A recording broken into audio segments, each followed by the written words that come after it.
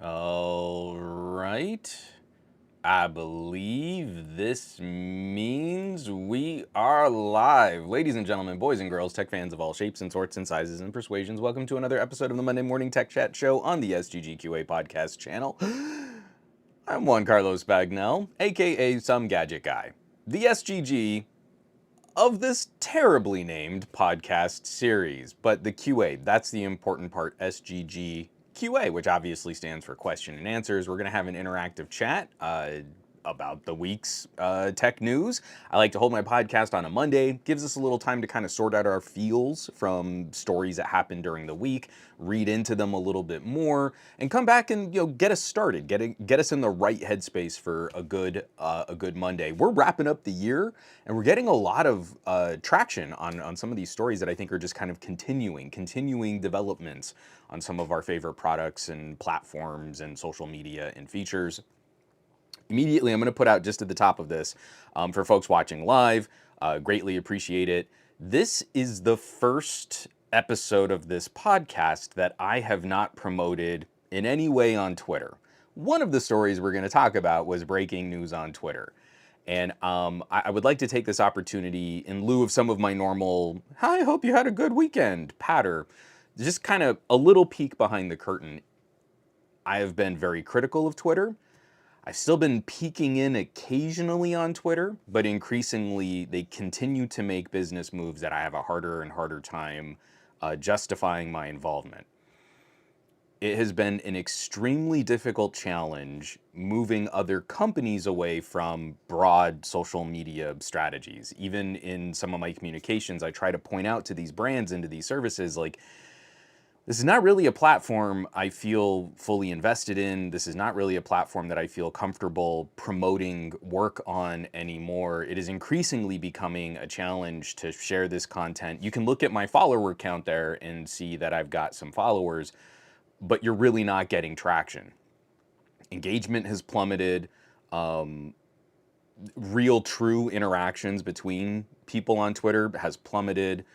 I don't feel comfortable paying Twitter for my tweets to be a little bit more visible again when their algorithm still ratchets who gets to see what.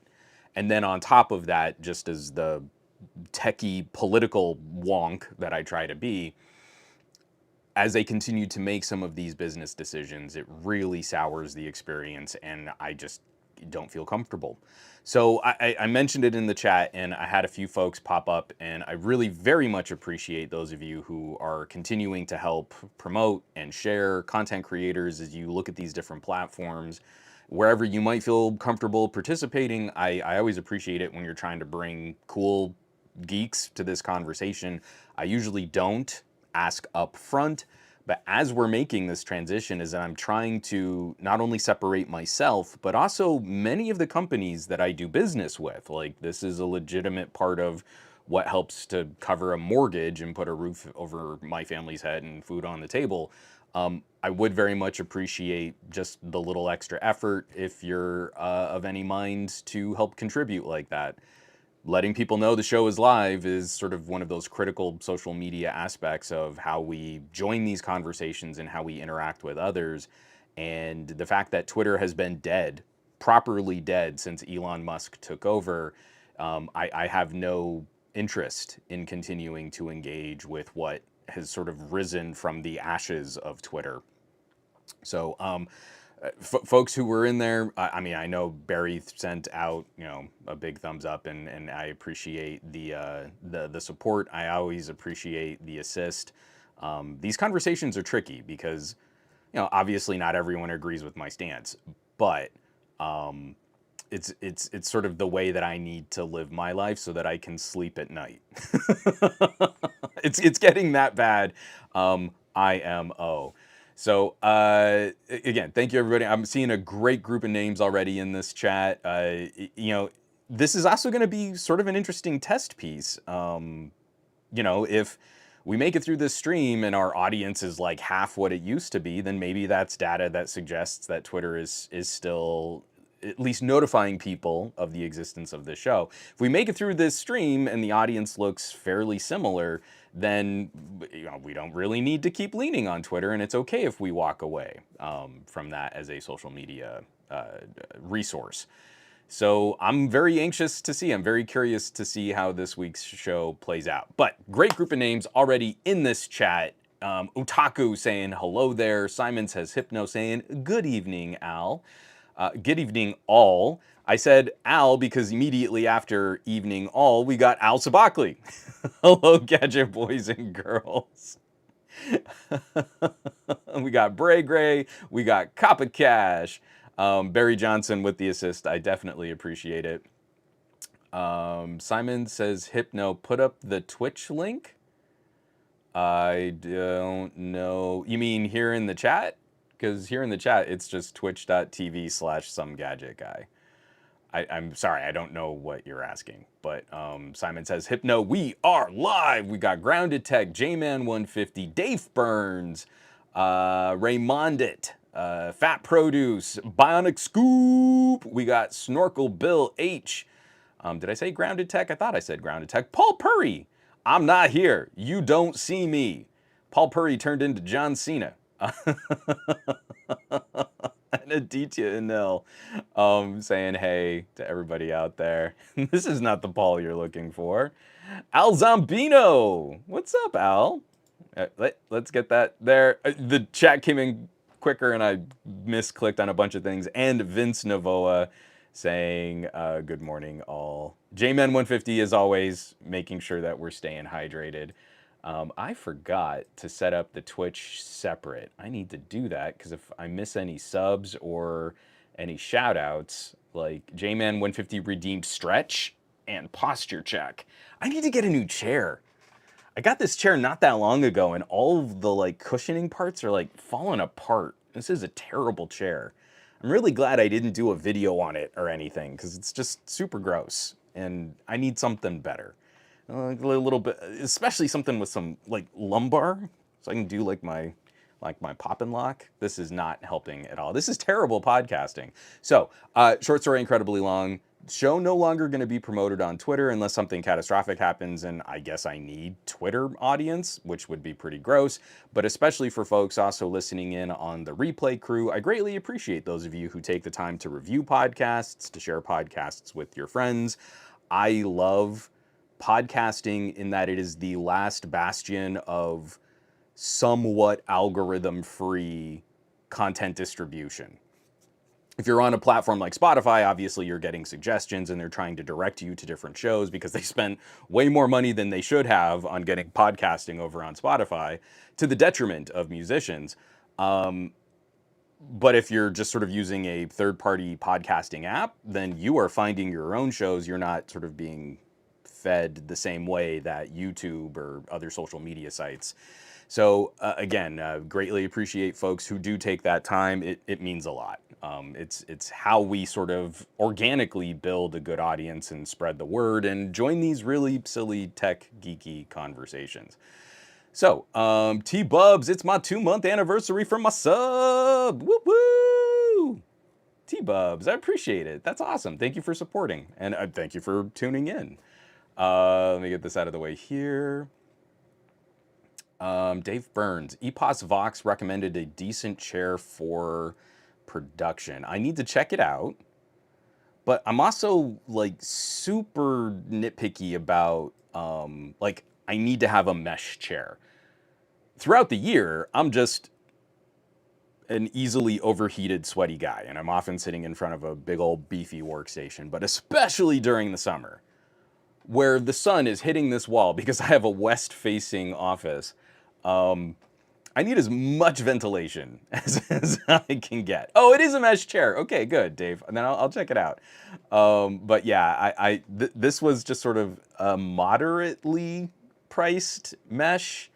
And it's really not a good chair. I'll look it up because maybe I should tell people not to buy it. But it fell apart much faster than I would have wanted it to. Grounded Tech, meshed is best. You know, that's actually going to be now my trigger phrase to get into a terrible Sean Connery Meshed is best. And now I'm speaking like 007. But not really, because this is the worst.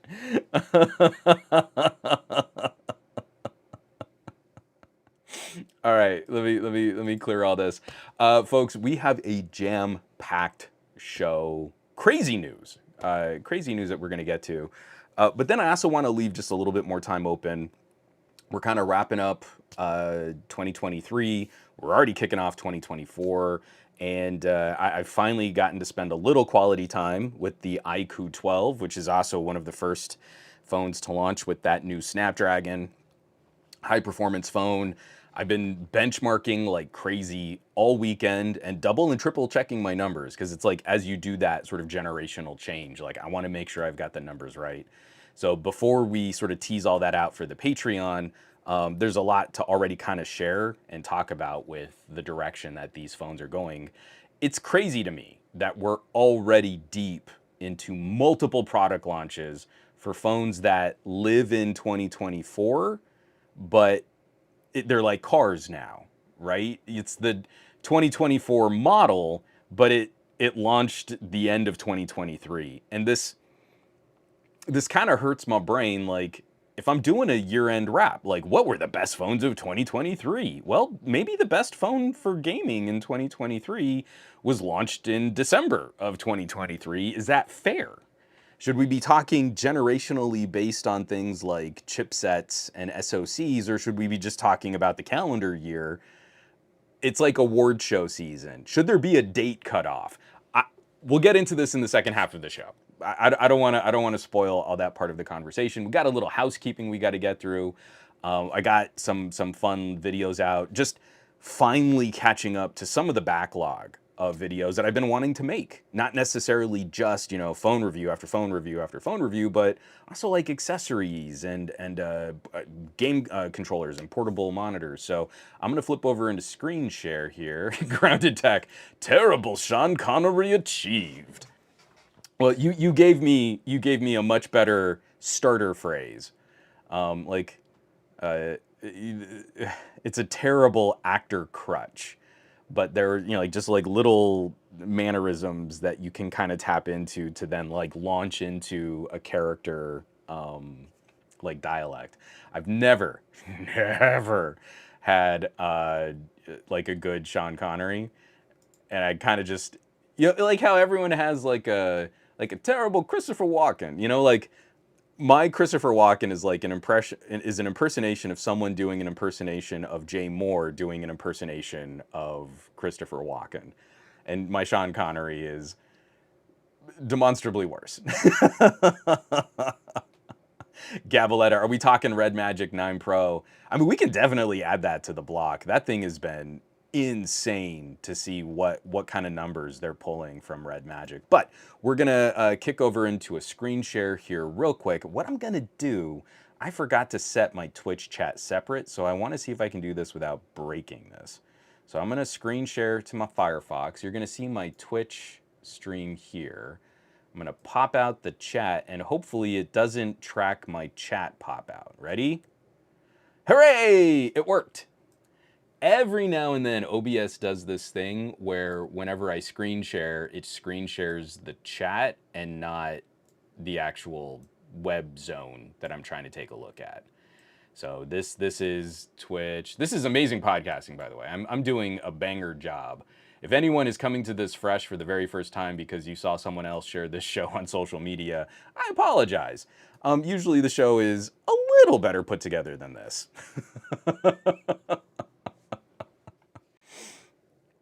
Oh, these are great questions. How good are the cameras on the iQOO 12? One, what is your game of the year if you have one? Please keep those questions in mind. We will absolutely get to those after we kind of wrap up the news block here.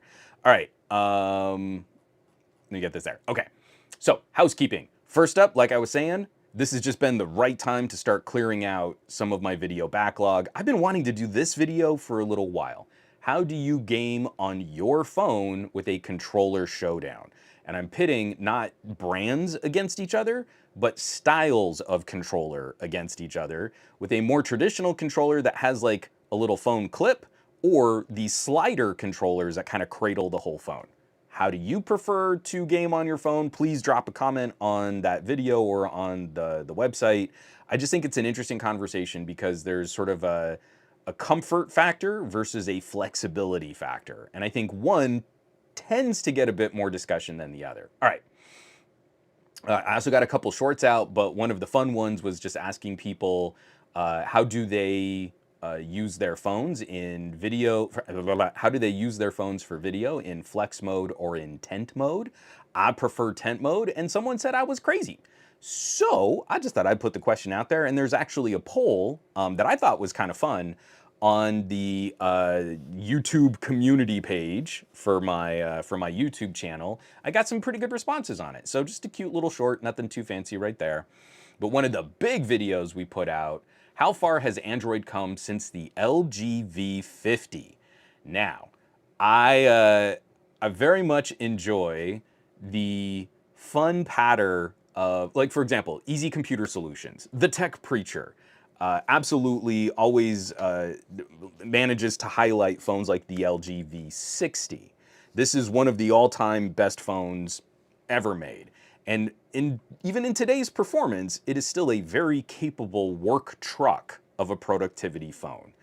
If you really liked what LG did in their phones, it is very difficult to move on from a V60. But I wanted to try and do something even just a little bit more dramatic. We talk about phones year over year, and we try to promote like, oh, this is the new thing, and this is the new Snapdragon chip, and it's so much more powerful, and look at all this. But year over year, you don't see a lot of practical difference.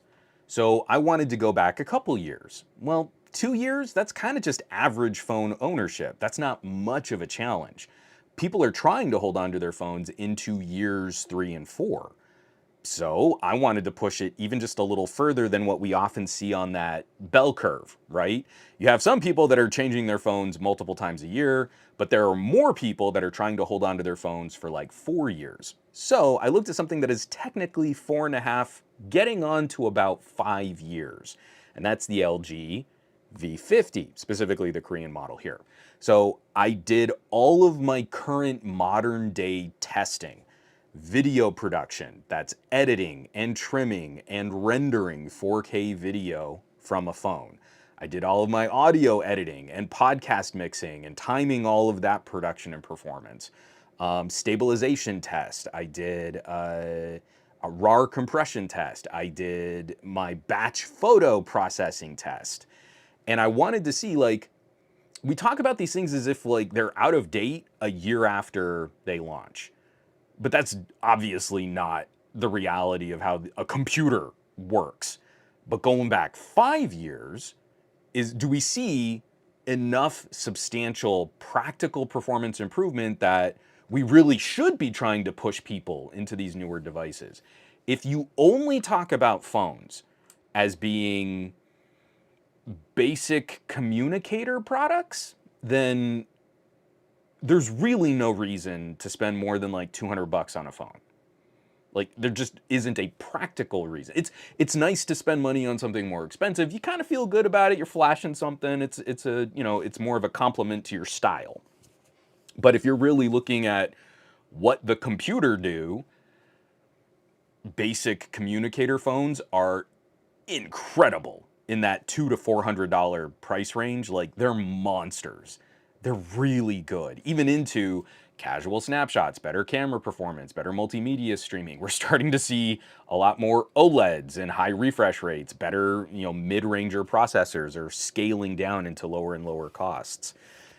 But what if you had a premium phone? What if you had like one of the most expensive phones of that year? So that's what that video is taking a look at and really comparing. I'm looking at these numbers and I'm looking at what a modern phone can do, and there is no one winning modern phone. So I'm only comparing the LG V50, but every single time the LG V50 loses, it's losing to a different phone. There is not one king champion, it got the best Antutu score, so it's the best at everything. Every phone this year had very distinct pros and cons in performance, even when they're using the same chip. So I feel like there's a lot we can expand on that. We've got Geeker One, we've got Golden Reviewer, we've got ETA Prime, we've got some great content creators that actually dig a little bit deeper than just, I'll run a Geekbench score and this number is bigger than that number. We need more. Anyone in here who's like kind of joining those conversations, or you're contributing, or like if you're producing your own stuff, like start taking a look. What are tasks that you can do on your phone that you can replicate? Like I have a video project that I copy and paste from LumaFusion to every phone that I review so I can get a handle on, is this phone better at video editing? Help with that conversation, and I am ready to promote and share and highlight what it is that you can bring to the table, because we need more people. I would love to have like a little circle. And TK Bay, he does a lot more like on the gaming side. Barry Johnson's in this chat, Engineer Reacts, his channel's phenomenal. But I would love to have sort of a division of labor. I don't do a ton of in-depth game testing. I like to point my friends over to TK's channel because he really does game on his phone with games that I don't play. But I would love to separate out so that we're running sort of individual tests and it's not all on us to do every single test all by ourselves. It would be great to have a network of reviewers that we could kind of function like a Hardware Unboxed or a Gamer's Nexus, and we could point to each other's stuff and just say like, hey, Barry's responsible for this, TK's responsible for that. One, he won't shut up about video rendering, and then you get, I think, a much better look at what all these devices can do. So, moving on. There was also some stuff out on the Patreon. I mean, everything that I post sort of publicly is mostly first shared over on patreon.com/somegadgetguy. But I also did want to share, here we go. I found a cool new mount for my Xiaomi 13 Ultra. Increasingly, this is becoming less and less a phone and more just my production B camera. If this is kind of my A look from my Panasonic Lumix, then the Xiaomi is my B camera, and there's this new mount that has proper 17mm threads for 3 of the 4 camera sensors on the Xiaomi. So I've been like a kid in a candy store. I've been trying to design my own. I have not been able to 3D print something that works at all for the bayonet mount on the 13 Ultra. I am not talented at 3D printing or coming up with my own accessories. I'm real good at just copying someone else's STL and be like, hey, cool, I made a toy for my daughter. It's a flexible unicorn, Lex. Daddy made this for you. I made this. I didn't make that.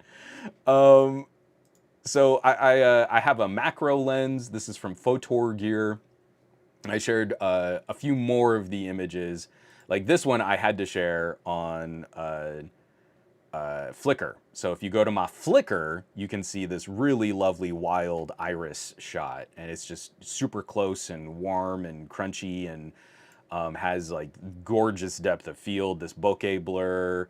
But it's just, I took a look at this shot and really enjoyed it. But I've got a few other here, like some holiday lights and some other some other macro shots just to kind of compare and contrast.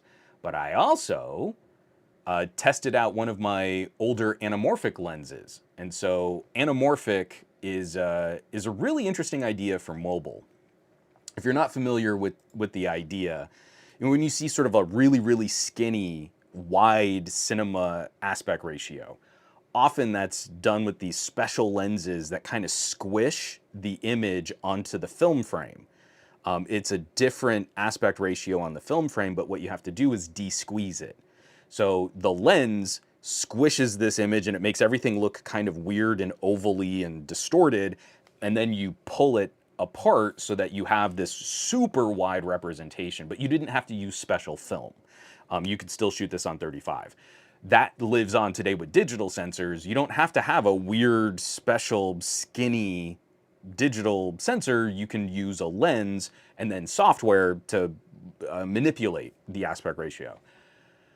Well, we have these little adapters for our phones I have not been able to find a way to mount an anamorphic to any of the 1-inch sensor phones. The camera bulges are so large. On the Xiaomi, it's a double bump. You have a housing bump and then an actual lens bump. I can take this off here. So there's like this 2-stage, and none of my clip-on adapters or mounts, nothing has worked on this. So this new, oops, I put it on upside down. That's not gonna help. There we go. So this new plate, it helped me properly attach an anamorphic adapter. The footage is so fun. It is glass on top of the lens of the phone. So there are tons of distortion, vignetting. The image gets really smeary. Your bokeh gets stretched and pulled. It looks very different. It looks different than a nice just sort of bokeh fall off. The bokeh balls are these not quite perfectly oval, but just these different shapes.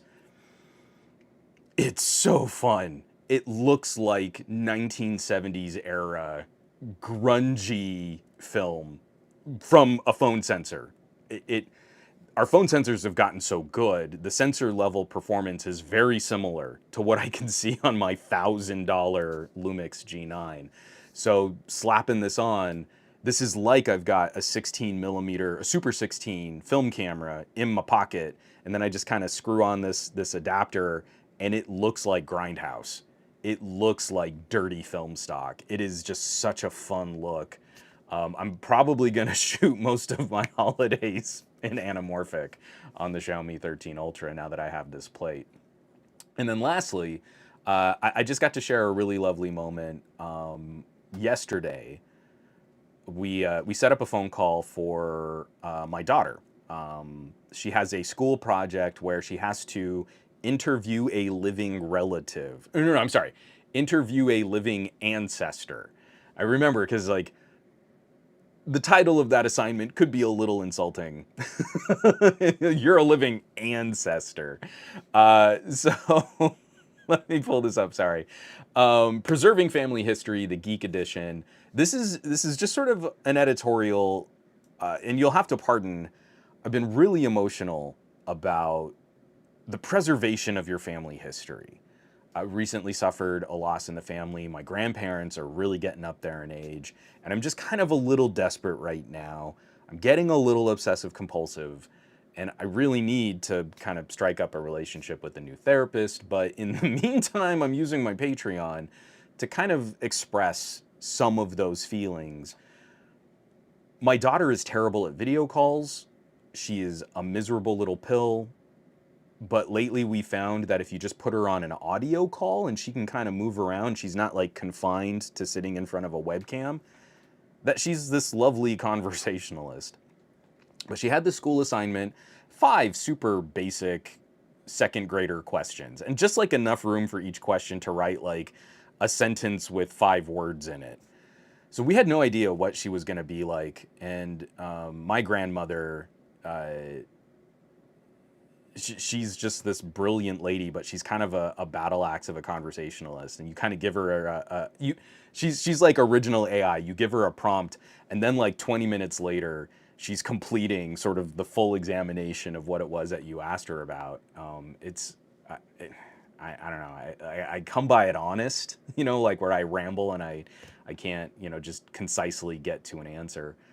So we sit my daughter down in front of this phone call, and Lex and my grandmother just launch into this rich, dynamic conversation.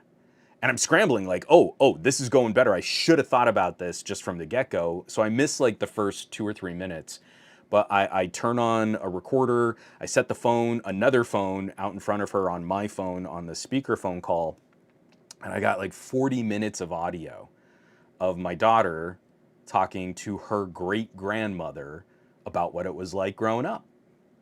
And I got family stories that I had never heard before.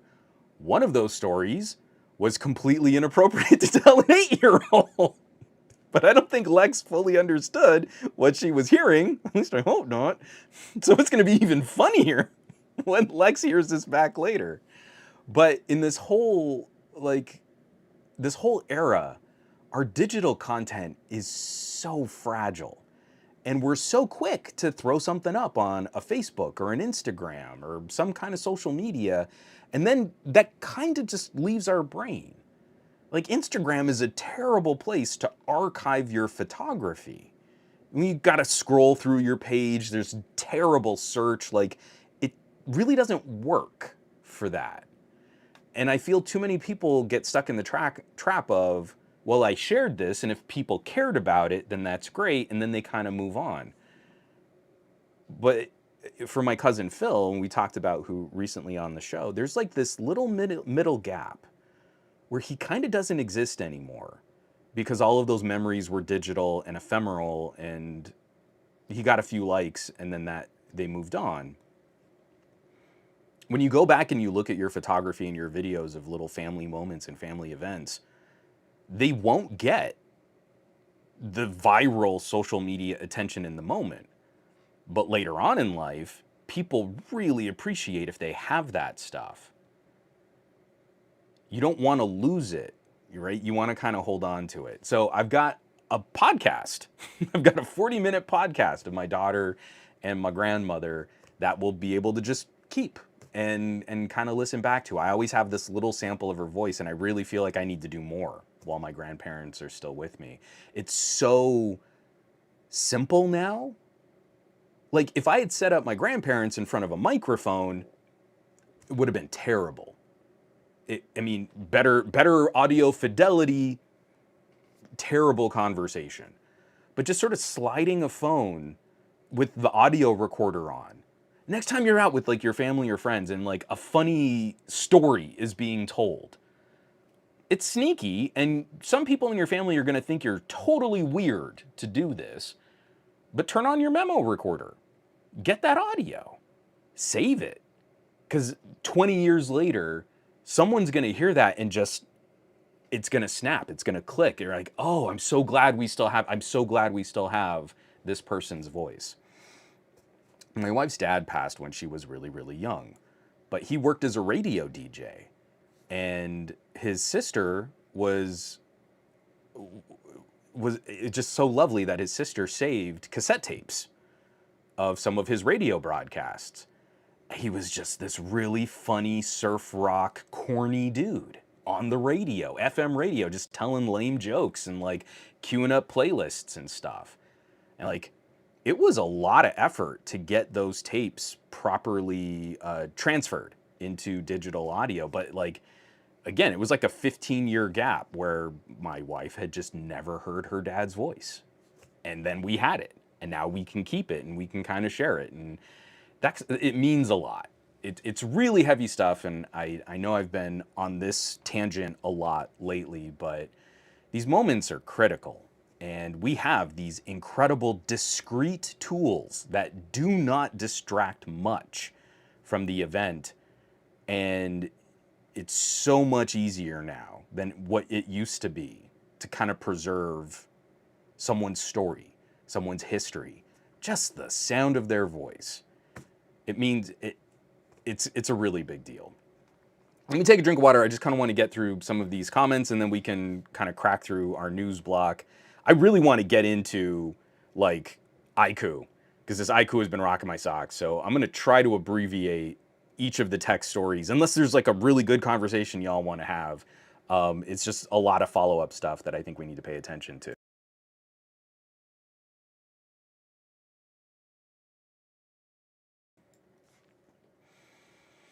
Oh, Dave, it's stuff like that, man. It's so heartwarming. It's like hard not to just sob over it. My grandmother never canceled my grandfather's phone number so she could call the phone and hear his leave a message. In the past, like, that might have been the only audio recording technology that someone had access to. Oh, that's tough. Zach. Oh, hey, Zach Talks Tech. What's up, Zach's in the chat. I love your face, man. I've been lurking on your live streams, so I can't say I miss your face. I'm gonna say I love your face. I have a great recording of my folks giving real good relationship advice, marriage advice. My dad has tapes and tapes of his broadcasting DJ days, and it's it's like the best family history, like the oral tradition, the storytelling. It's just so rich. Tech loving mama, I feel and get this. My mom is 81 and I think of this often, and in general I'm awful with taking photos and videos. I need more of her for myself and my kids. And I don't know how it is in your family, but the second you start sort of pointing cameras at people, it's like you get that deer in the headlights, like, why are you pointing that camera at me? And I think enough of our older family members have gotten used to phones being the cameras. But I'm telling you, memo recorder, just get the audio. And also, it's a little easier to store. I mean, it's a little smaller. Like, I can put this on a little server and kind of stream it and listen to it. It's really easy. Not everything has to be of the higher production quality or fidelity. Oh, and Michael Corcoran, thanks, Barry. We gotten a great response. My sister made a GoFundMe, and people responded donating over $6,000 to help pay for funeral expenses and the like. And Michael, my heart goes out to you, and I know you and your family are going through a lot right now too. T-Bubs45, I podcasted through the pandemic, and I look at that being a way for my future kids to understand what was going through my head during that time. I am so glad that I was still taking little photos and videos throughout the pandemic. My brain is so Swiss cheesy, so full of holes, each day kind of blurring into the next. I have such a poor recollection of what pandemic life was like, but now I'll get these pop-ups like, 2 years ago, you were doing this. And often it's just like, I was taking a photo of me and Lex in my office, but like, it helps reframe the stretch of time. And then I start getting those little flashes and those little bursts like, oh, that's where we were starting to feel a little more comfortable going out to parks, or, oh, that's when we were still terrified and wiping down all of our groceries with bleach wipes. Without like that record of it, I think I would already be losing the sense of what it felt like to go through a world historic event. Um, oh, Michael, it's mentioned it last week. It's been a hell of a week, but it's been cathartic to look through all those memories that she had. She was an avid photographer. God, that stuff's gonna be so precious, man. Back it all up in triplicate. Don't use SanDisk drives. Like, just keep it safe. You'll always go back to it. It just means so much. Why don't we get down here and get that there? Oh yeah, we didn't get to collectively grieve either. Dave Burns, that's absolutely true. Nick Gay, if it wasn't for my kids, I wouldn't have taken many pics. I need to do better with filming myself for them too. It's heady stuff. I really hate thinking about it. You know, like, is Lex gonna go back and look at my videos and like, my dad was such a dork. Oh, great, my dad did another video on the LG V50. I should probably make like some standalone, like just private content just for the family. All right, I already mentioned this at the top of the show, and oh, sorry. All of the show notes, all of the housekeeping, and all of the news links that we're going to be talking about will be on this week's blog post on somegadgetguy.com. Keep a full list of everything that's there, alongside ways to help support production on the show and to kind of keep up with these conversations. Somegadgetguy.com. I already talked about this at the top of the show. We don't need to spend a lot of time on it. I just increasingly, I think we've seen Elon Musk's true colors. He is an opportunist. He is of the most vile character in never earnestly joining these kinds of conversations. And he put it up to a public vote as to whether or not to reinstate Alex Jones. And so now Alex Jones is back on Twitter. And the fact that this is just a couple of days before the anniversary of the Sandy Hook shooting is just one of the most vile things I could think of. And I know, I shouldn't say I know, I have very strong feelings that this is done on purpose to ratchet a disgusting response from the people that are more heavily invested in using Twitter.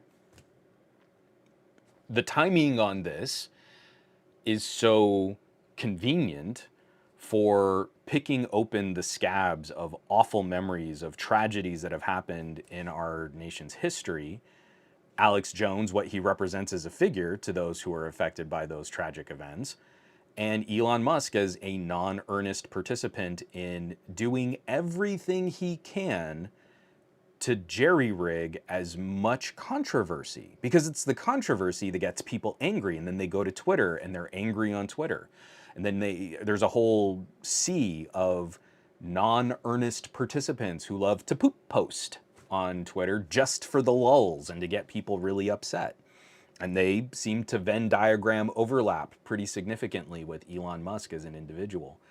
And it's yet again, it's another example of just an absolutely vile business decision that has kind of pushed me into the last stages of not being able to even do the tacit contributions. I put out a new video, so I'll link it on Twitter.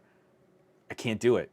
I just can't do it anymore. This hurts me. It hurts the channel. It hurts notifications. It's one of the main ways that you can kind of help spark the YouTube algorithm into pushing your content, is if the YouTube algorithm is seeing people come from outside YouTube to consume your content. But I can't. I just can't. I have a few more contracts with some sponsored videos, and I'll likely have to share out just a few more of those as we get into the beginning of next year. And then it is going to be off of my rate sheet. I'm not going to continue to contribute to a truly awful situation that's unfolding over at Twitter. And I feel like I feel like the people that are still there, especially the journalists that are still there under the excuse of, well, I'm trying to share good information, to fight the people that are spreading misinformation and weaponizing misinformation. That's not it, because you're not doing that. You're not really contributing to a conversation. You're just engaging in a fake, lopsided debate that bumps up Twitter's engagement numbers and makes more money for people to then get paid to be awful on Twitter. So I can't tell people how to run their channels, and I can't tell people, to not be comfortable with the decisions that they've made. I can only say I am not comfortable with this kind of engagement on this platform anymore. And this is the move that pushed me over the edge for any kind of interaction on what's going on over there. So I don't even feel the need to announce my departure on their platform. I'll mention it on Mastodon because I get some kudos over on Mastodon when I say things like, not using Twitter anymore. The Mastodon folks love that. So it's just awful. It really has kind of broken my heart. This was my favorite place to kind of mix up real-time news and reactions, and it's completely unreliable in any kind of, in any situation now. Let me just kind of see if there were... Michael Corcoran. Yeah, that V50 video was right up my alley. I don't think my daughter's going to care. She started talking recently like, well, some kids my age have cell phones. And you're like, nah, not really, but you're not getting one. But I genuinely don't think she really cares about any of this technology stuff. I think in part because she's surrounded by it at home. It's not exciting or novel. It's, Daddy got a new phone. And she makes fun of me over it. So I'll be curious to see when her social groups are starting to take off and they're sort of staging their own conversations, what she'll do.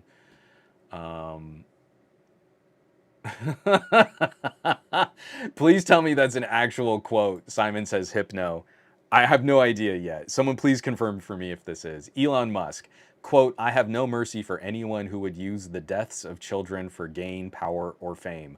Also, Elon Musk, quote, I'm reinstating Alex Jones' account on the week of the anniversary of the Sandy Hook massacre. Yeah, there is no justification for this action. None, except I want to make more money by ginning up more more controversy and getting people outraged. It's outrage porn.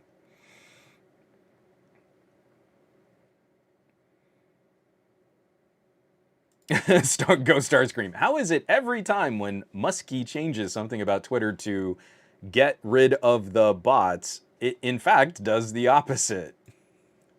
Those are the only new follows I'm getting now, are the most obvious scam and porn bots. Like, there is no reason for me to keep working to try and make my content more visible on Twitter. Yeah, Al Sabachley, I think we'll see. Al says, I don't see Twitter surviving in the medium to long term based on Musk's record. I think there is going to be a functional website, thex.com, for years to come. But the community died as soon as Elon Musk took over. It's just gross. Dave, you're on Mastodon too. So Dave says, don't break your arm patting yourself on the back there on Mastodon, Juan. I'm telling you, that is my safe space now. Even Threads is starting to get a little of that Twitter toxicity. I've been mixing it up a lot on Threads recently. I go to Mastodon and it's just these lovely mega geeks, like the ultra nerd. And I'm getting back into conversations talking about FOSS and coding. And I have no desire to get back into computer science. I was a terrible coder, but someone will post something. You're like, oh, actually, I know how to do that. And it gets those creative juices flowing. So anyway, we've spent too much time talking about Twitter already. Another just interesting development, because I stream this on Twitch. It's not like I'm able to escape the clutches of massive trillion-dollar corporations. But I did think it was kind of interesting to see Twitch exits from South Korea is latest fallout from sending party pays model. This is coming by way of my man crush, John Brodkin over at Ars Technica. Network fees in Korea 10 times more expensive than in most countries. Amazon-owned Twitch plans to stop providing its streaming platform in South Korea, saying fees charged by network operators make it impossible to run the service without a significant loss in the country. Shutdown is scheduled for February 27, 2024. Twitch CEO Dan Clancy announced on Tuesday. Transmitting data in Korea is, quote, prohibitively expensive, end quote, despite the company's efforts to reduce data rate usages. This is the rest of his quote here. First, we experimented with a peer-to-peer model for source quality. Then we adjusted source quality to a maximum of 720p. While we have lowered costs from these efforts, our network fees in Korea are still 10 times more expensive than in most other countries. Twitch has been operating in Korea at a significant loss, and unfortunately, there is no pathway forward for our business to run more sustainably in that country.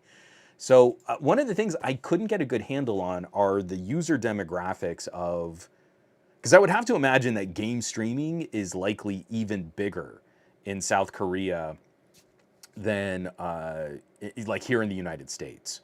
And especially the sort of entire Asia Pacific area of the world, the celebrity of esports is at a higher tier than here for Western audiences here in the United States. And so I couldn't quite get a good handle on what some of the other competitors to a Twitch might be, but I would have to imagine there are probably more streamer opportunities than just Twitch or YouTube, where we sort of bifurcated that conversation here. I mean, a few people will pop up and be like, I'm streaming on Facebook. And you're like, that's not a thing. But it's kind of tough to get a handle on what is the competition. And you always sort of wonder, like in the back of my brain, I always sort of wonder, like, is there an element of a more local solution for streaming gamer content? Are network operators encouraged to maybe prioritize the traffic from a homegrown streaming solution as opposed to letting Twitch come in from outside the market? Again, like, I don't know what the rules in South Korea might be for something like net neutrality, or if there's some kind of different broadband licensing for streaming content. So I just Dave, oh, come on, we moved on. Twitter is a video platform now, Juan. Why aren't you posting those full reviews on twitter.com? Dave Burns, this doesn't make sense. Name the rates, or are they mad that they are forced to pay utility fees? See, I don't know. I am sort of formatting all of this conversation in my brain based on what we've gone through with United States telecoms. And I have to believe that the South Korean market is radically different than how we do business here in the United States. It honestly could be legit. If they prioritize traffic, or if you have to pay to not get throttled in the way that we used to talk about Verizon and Netflix here in the United States, then yeah, I could see where it would be prohibitively expensive for Twitch to operate while those same carriers and ISPs were giving preferential treatment to different platforms. So this one I think is kind of interesting to keep an eye on, because we're also going to be seeing there's going to be a push in the EU and here in the United States to put more of the burden on network and infrastructure costs on platforms that distribute content. You know, if it's video content or if it's game streaming or any of these things that are slightly more bandwidth intensive. And I think South Korea is going to become our canary in the coal mine. What happens there and how this plays out with other streaming options, I think we're going to have to take a close look at follow-up conversations in the EU, and then also whether or not the two main telecom lobbyists here in the United States can pressure lawmakers to open the door for additional fees on services and platforms that operate on the internet. Again, we have never done a good job of holding to a clarification of the internet as a communications network or a telecommunications. Is it an information service or is it a communication service? We get all into those net neutrality conversations, but if we don't want to see sort of unfair triple dip price hikes on services like Twitch, then we also need to join these conversations with entities like the FCC. So just an interesting one to keep an eye on. Alongside that, I've started reading 404 Media a little bit more. I don't know if anyone's familiar with the 404 Media, but I got two articles this week. First, catching the stories from 404. The first one, just kind of another social engineering security exploit. It doesn't matter how good your protections are, how well you can safeguard your own data, especially with the incredible amount of information that a carrier might have on everything that you do with your mobile devices. This story was a little disappointing. Verizon gave phone data to armed stalker who posed as a cop over email. Again, this is from 404 Media, written up by Joseph Cox. The FBI investigated a man who allegedly posed as a police officer in emails and phone calls to trick Verizon to hand over phone data belonging to a specific person that the suspect met on the dating section of porn site X Hamster, according to a newly unsealed court document. Despite the relatively unconvincing cover story concocted by the suspect, including the use of a clearly non-government Proton Mail email address, Verizon handed over the victim's data to the alleged stalker, including the address and phone logs. The stalker then went on to threaten the victim and ended up driving to where he believed the victim lived while armed with a knife, according to the record. So, I'm going to stitch this together as quickly as I can, but I want to say it was almost 2 years ago now, we talked about the FTC report on how much information carriers and ISPs collect on all their users. We can be really analytical and comparative about iPhone security versus Android security, and it does not matter when your internet connection is soaking up everything you do. And then that information is often getting dumped into buckets and sold off as sort of aggregate data. And we also saw in the middle of the Trump presidency, that data was very easily purchased on open markets, and they could very quickly identify patterns of behavior where they could track the Secret Service members of the Trump security detail. Right now, our carriers and ISPs are very forward And there's a very open relationship between entities that monitor all of our data and working with law enforcement. And I feel this is a very clear indication of someone said they were a cop, Verizon rolled over and gave them data, and we need to be so much more critical about that kind of information handling. Again, I feel like Verizon at some point needs to comply with search warrants. You know, if a law enforcement entity can go to a judge, say there's probable cause, draft this legal document, go to the carrier, and then get information back on the usage or patterns of behavior. But we also need to see an FTC and an FCC that get in there and say, this is what the relationship looks like, and can properly educate consumers as to what's going on with all of your information, what's going on with all of your data. This is terrible. This is a bad look for Verizon's sort of data security policies, because they should have been just a little bit more stringent with how they gave up this information, and it could have led to something really awful happening. I feel like we need to kind of rebuild just some of the barriers between these entities, between private corporations and government agencies. We can always kind of sit back and say like, oh, you know, we know everything you Snowden said, spying and NSA. We don't want to see the actual practical daily aspects of how this hurts people. We'd like to get ahead of that conversation. But 404 Media did a banger job of writing this all up. Just another quick story that I want us to keep an eye on. I'm so exhausted talking about blue bubbles and green bubbles, but as we're talking about Apple getting RCS, I think we can all point to some of the pressure placed on these corporations by regulators, especially regulators in the EU. And I think this is also reflective of Meta, of Facebook getting ahead of some of these changes. This is coming by way of Engadget, written up by Will Shanklin. Meta is disconnecting Messenger and Instagram chat later this month. Meta didn't say why, but the EU's Digital Markets Act could be the culprit.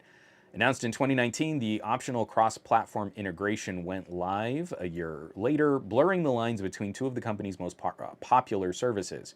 Quote, just like today, you could talk to a Gmail account if you have a Yahoo account. These accounts will be able to talk to each other through the shared protocol that is Messenger. Messenger VP Loredana Crisson said at the time. I don't think I've ever tried to say that name out loud. So this was coming hot and heavy.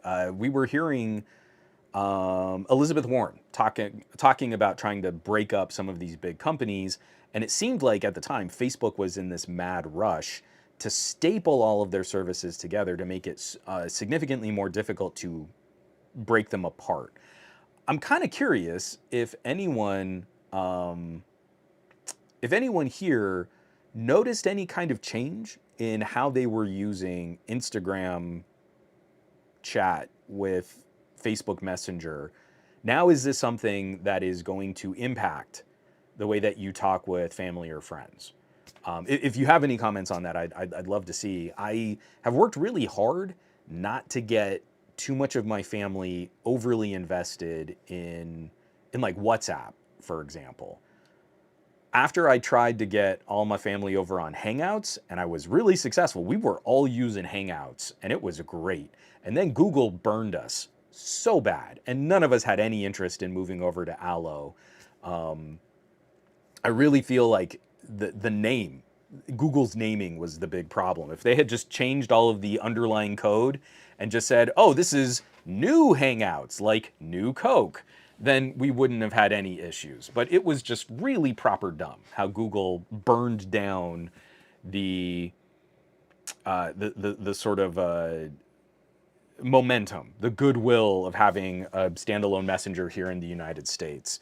So now all of my family and friends have been reluctant to get overly invested in a WhatsApp or a Telegram or a Signal. For WhatsApp, it's because it's inevitably linked with Facebook data. But then also for these other services, like I don't want to get super involved in Telegram. What if Telegram disappears one day? Or what if they change owners and then there are terrible things done with my data? So it's been a trying aspect of all of this.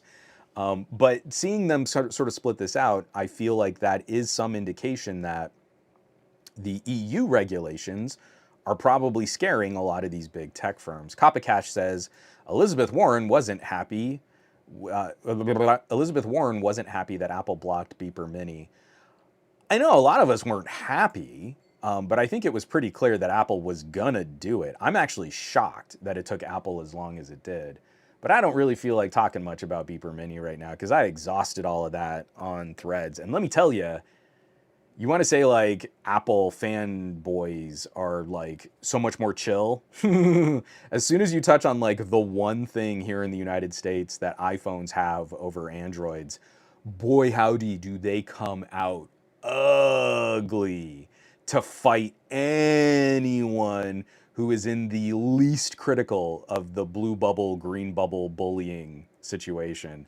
It is hilarious how fast they tell on themselves for being kind of despicable people. Hold on, let me take a drink of water. Boy, all weekend I was kind of fielding like, oh, I'm glad Androids suck. You're terrible people. Please keep giving me the ammunition I need to show other iPhone users in my circles like, these are the people that speak for you. Enjoy your phone. Bye. Moving right along. This is just another one that is going to be yet another sort of increasing situation. A situation that we're going to see a lot more of. Man, if you're using services like YouTube and TikTok and it's just increasingly in this age as every company is trying to impress shareholders with conversations about AI. And it feels like the next crypto NFT rug pull because I don't see where the AI market is really going to be sustainable for profitability, medium or long term. Not in the way that we're kind of highlighting and promoting it today. I hope that we see some of these aspects mature into functional and useful co-pilot tools for people to aid in their creation and to minimize the busy work that they have during the day. But right now, I don't see it. It is an incredible amount of power and electricity consumption and resource management and computing products to deliver some interesting, but mostly mediocre regurgitation of stuff that humans can still do better. One of those things, though, the TikTok dancing, apparently is not that hard to sort of replicate and recreate. So this is the second story that I caught first from 404 Media, written up by Samantha Cole. Alibaba's Animate Anyone is trained on scraped videos of famous TikTokers. A team of researchers from Chinese retail and technology giant Alibaba released a paper this week detailing a new model which they call Animate Anyone. The reaction online to this generally has been RIP TikTokers. The suggested implication being that dancing TikTok content creators will soon be replaced by AI. And they have some little examples here, like this AI is really good at sort of understanding a wireframe model of a human body, and then taking a still image and putting that wireframe model onto the still image. So the thing that I'm playing here live is an Iron Man picture with a wireframe model, and then you can make the wireframe model do these little dances, and it seems to understand the sort of aspects of the character. So now with a little extra 3D modeling software, you can create something really, really quickly. And as we've seen, like this is part of the conversation that we've seen from like Google's tools on the Pixel. Something like Magic Eraser was always possible in Photoshop, but someone would have to get in there and actually sort of draw whatever was behind what you erased. So there's a person, who's distracting in your photo, and you sort of wipe your finger, magic eraser looks at that, erases the person, and then tries to fill in what the background would have been. I have done that in Photoshop and in GIMP. I use GIMP now these days. But now we've got these sort of content-aware fill tools that radically abbreviate that process.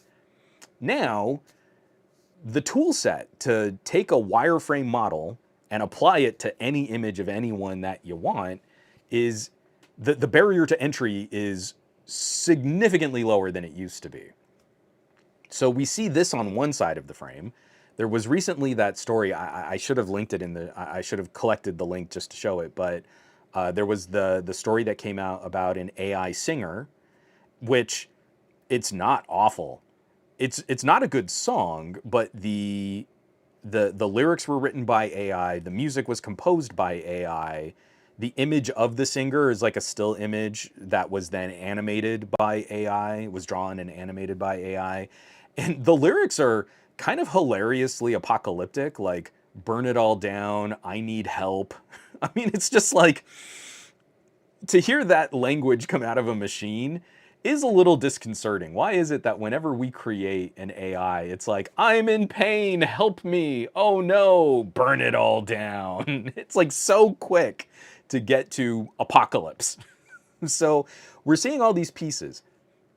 I forget, man, I really should have done a better job of cataloging this. There was another story that came out about, there was like an influencer marketing team that got tired of working with influencers, so they're making their own AI influencer.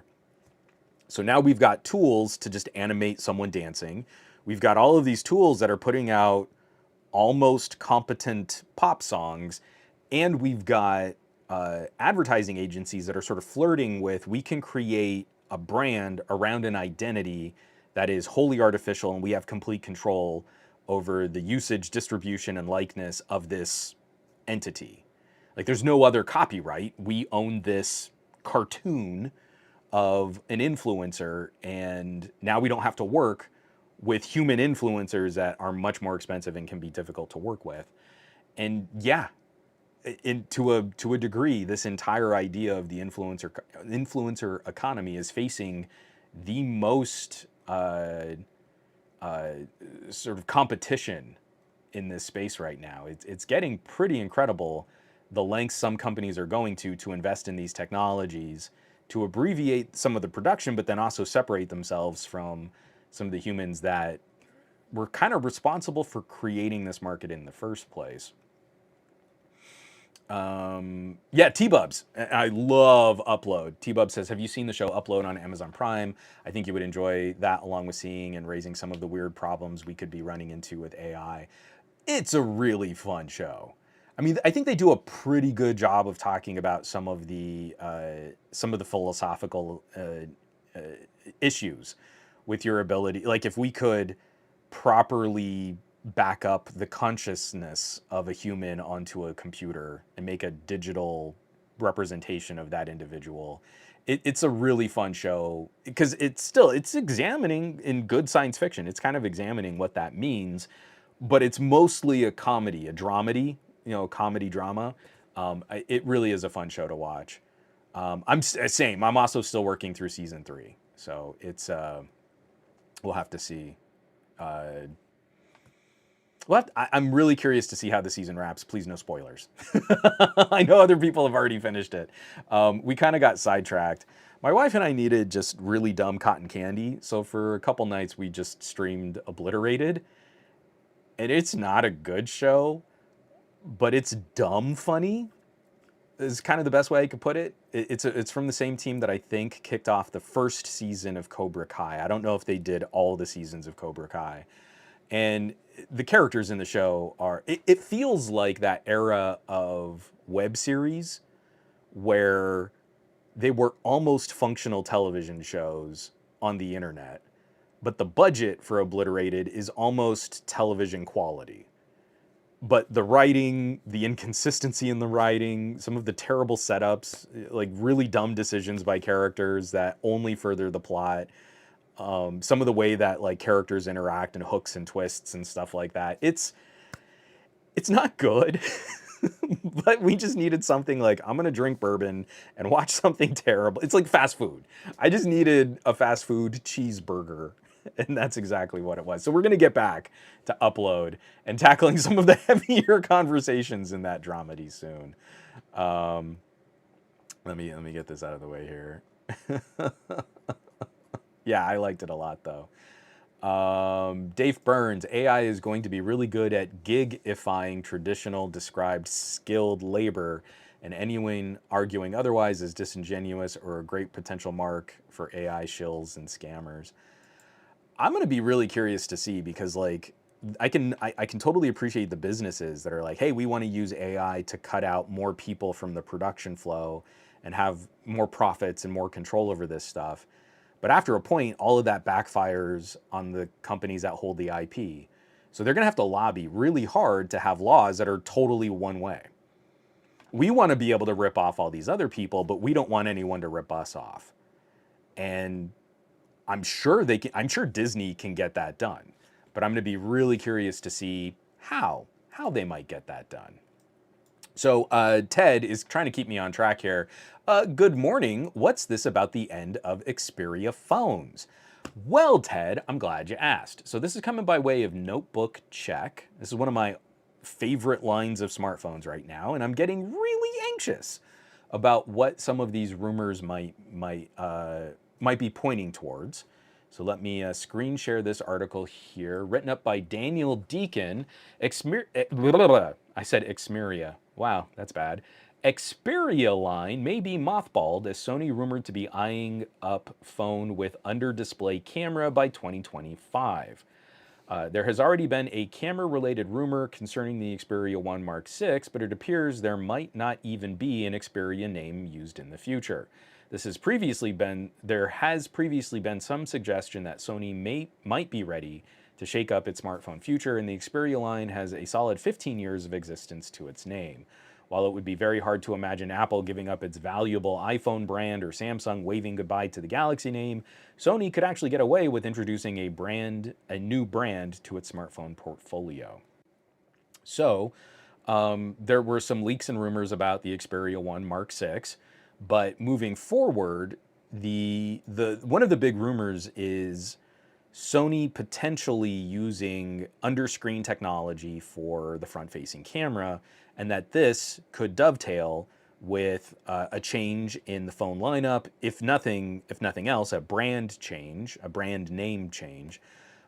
But if they do that, I would be anxious that one of the things that they would do would be to start carving away at what made Xperia unique.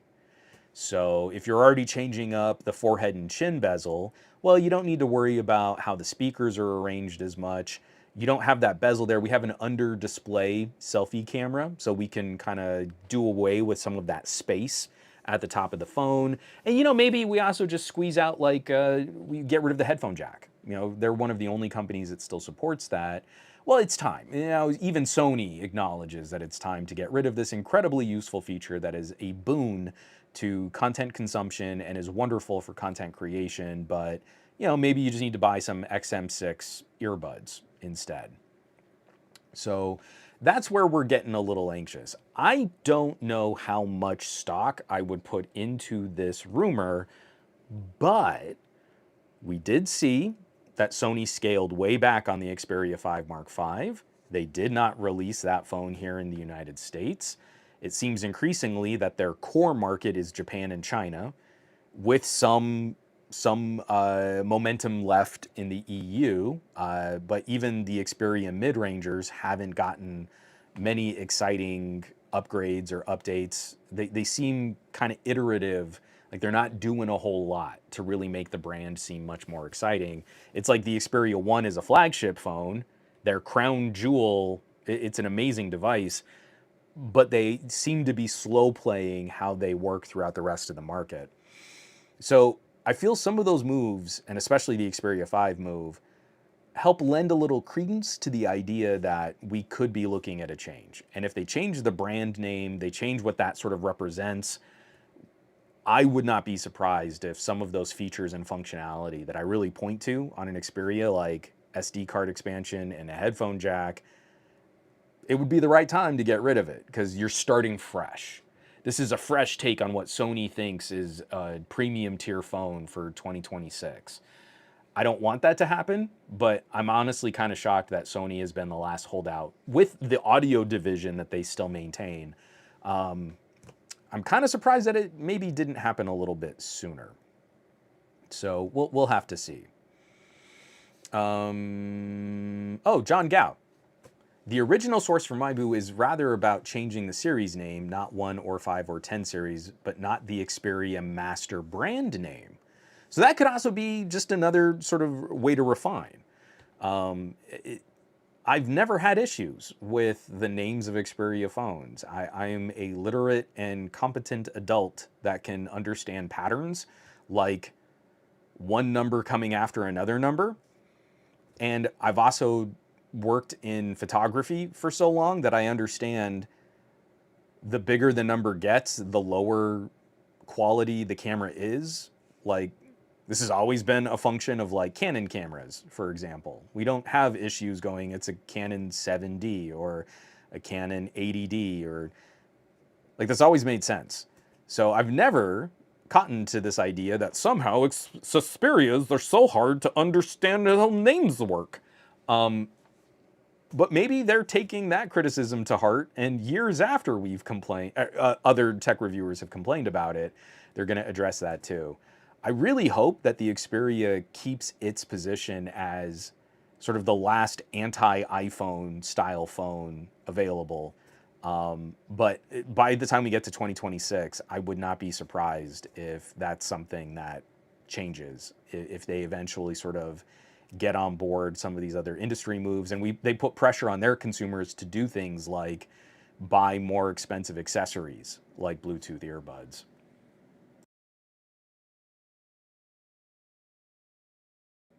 Yeah, Aditya, again, there's so much we don't know, but this makes sense to me. That might be their play. Scrap the 5-line, replace it with the fancy mainstream consumer phone, and keep the one as the Xperia enthusiast phone.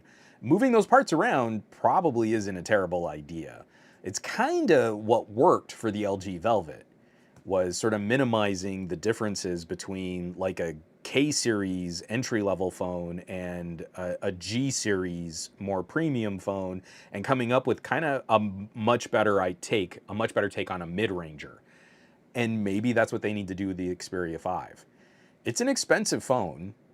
It is a high quality premium phone, but the whole stigma on having a smaller phone being cheaper doesn't really work for Sony, and it definitely doesn't play here in the United States. And Umar, the other source, Sumaho Digest, I don't know, I've never said that out loud either, is very inaccurate, so I take this rumor with a grain of salt. And again, it's rumor. I don't like pointing to rumors as any kind of like bank on it strategy, but there are a couple other outside decisions from Sony recently and how they relate to the North American market, where I would not be surprised if we saw some greater change coming in the next 2 years. Yeah, Michael Corcoran, even the LG was moving away from the headphone jack with the V70 if it ever released, or the Velvet 2 Pro. And the Velvet 2 Pro was basically a non-swiveling LG wing, and it lost the headphone jack. And I've been trying to still get my hands on one. Like, I'm just kind of morbidly curious about what the Velvet 2 Pro was going to be like, but it definitely wouldn't have had the same kind of attachment for me that my V60 or my V50 have had. So I want to do just 2 quick little teasers here. I didn't have anything much to say about the Game Awards. Back when I was still working at Newegg, that was content that we would have jumped on, would have made a whole bunch of videos about, maybe our list of our favorite games or game of the year type situations. Increasingly, I'm getting more and more cynical about award shows in general. But the Game Awards for me is like, if I can tune in, I'll keep it on in the background. I thought it was hilarious that like the contests this year, it was a Steam Deck OLED and a Lenovo portable consoles, like their website was non-functional the second those contest pages went live. So there wasn't any grand hook for me to like try and score a Lenovo. I'm still happy with my LCD Steam Deck. It's right over there. It's great. But around the same time, we got a whole flurry of game announcements, and there were two specifically that I wanted to just highlight real quick. Two developers and two games that I am obsessively interested in. So now, the first one is from the developers behind Dead Cells. You have seen Dead Cells in so many of my videos. I adore Dead Cells. It is maybe one of the all-time best action platformer roguelite style games.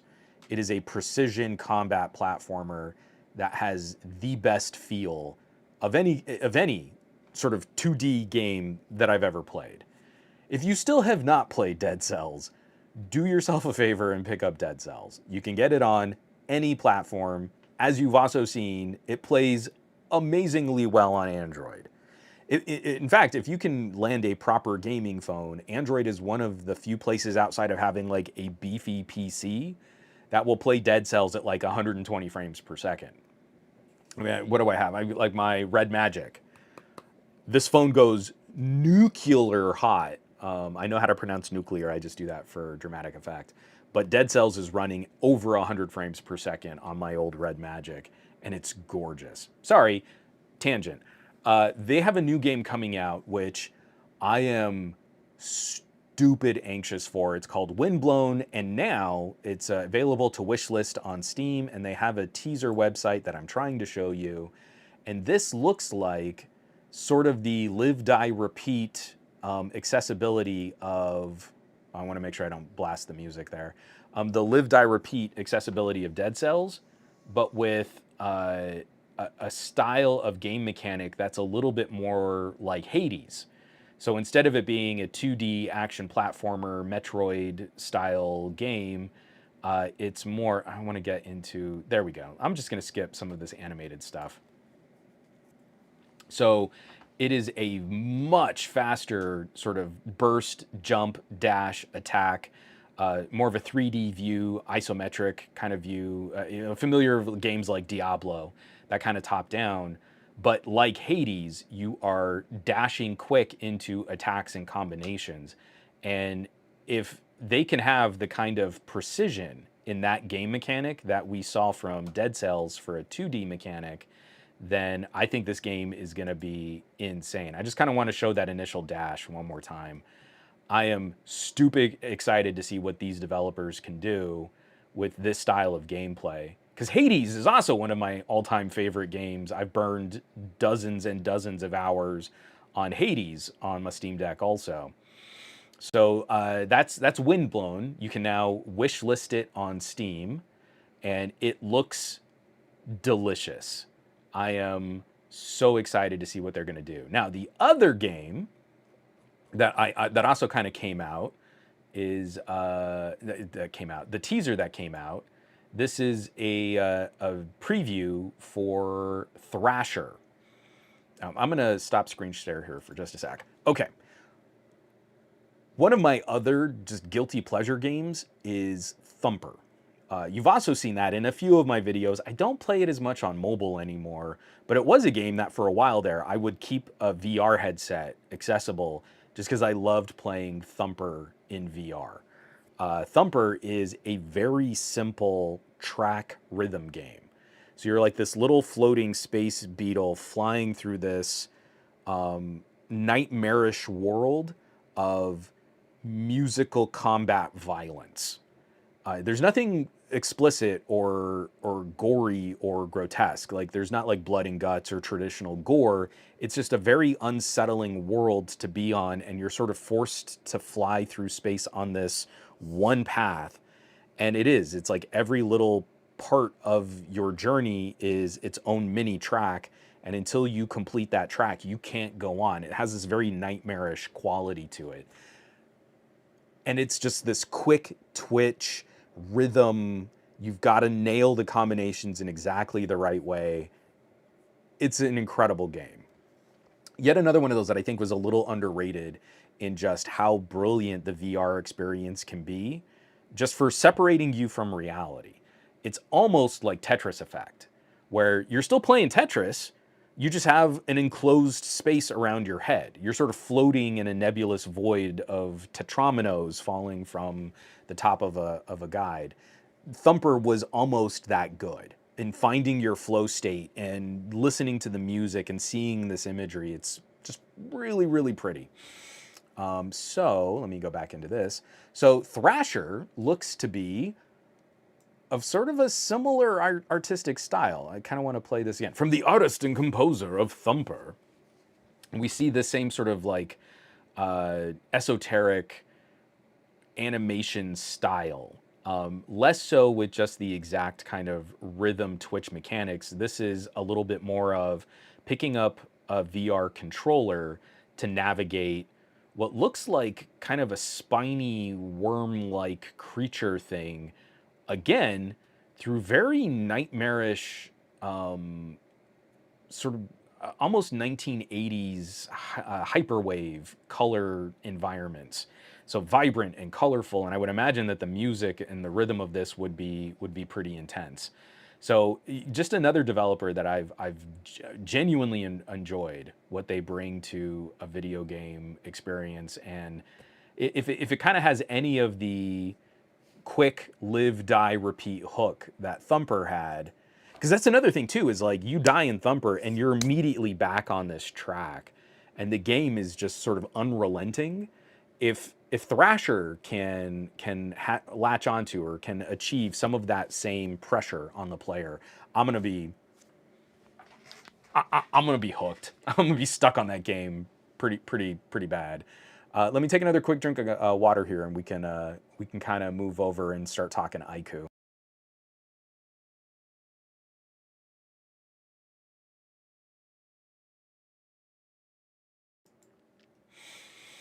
Oh, and I missed like a whole conversation about other phones and Pixel 6s and Android 14 and stuff like that. But yeah, I didn't find like the Game Awards was that exciting.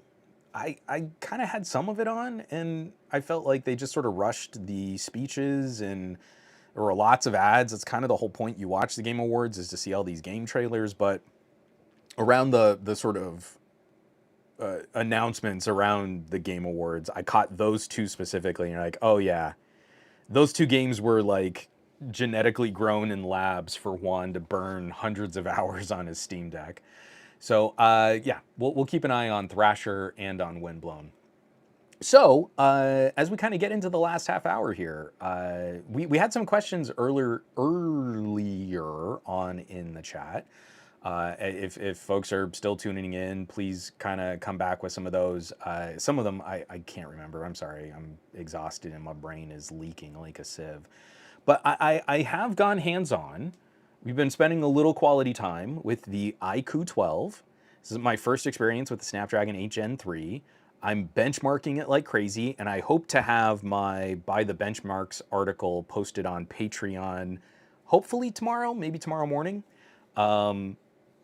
Same test, a little Geekbench scores just to kind of put the phone into perspective, and then video rendering and editing, audio podcast mixing, video trimming on Google Photos, and then RAR compression, batch photo processing, stabilization tests. And the phone's a champ. I mean, I don't think anyone should be too surprised that a Snapdragon 8 Gen 3 is a top performer in pocket computer land. But I am going to tease that it is not indomitable. If you are messing around with some of the better premium phones rocking Dimensity 9200s and Snapdragon 8 Gen 2s, then the iQOO isn't always winning showdowns against last year's chip. A part of that could be optimization.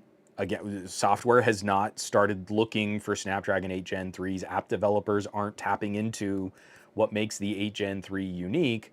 And we should also expect to see some performance uplifts when iQOO gets some updates and some polish and support out to this phone.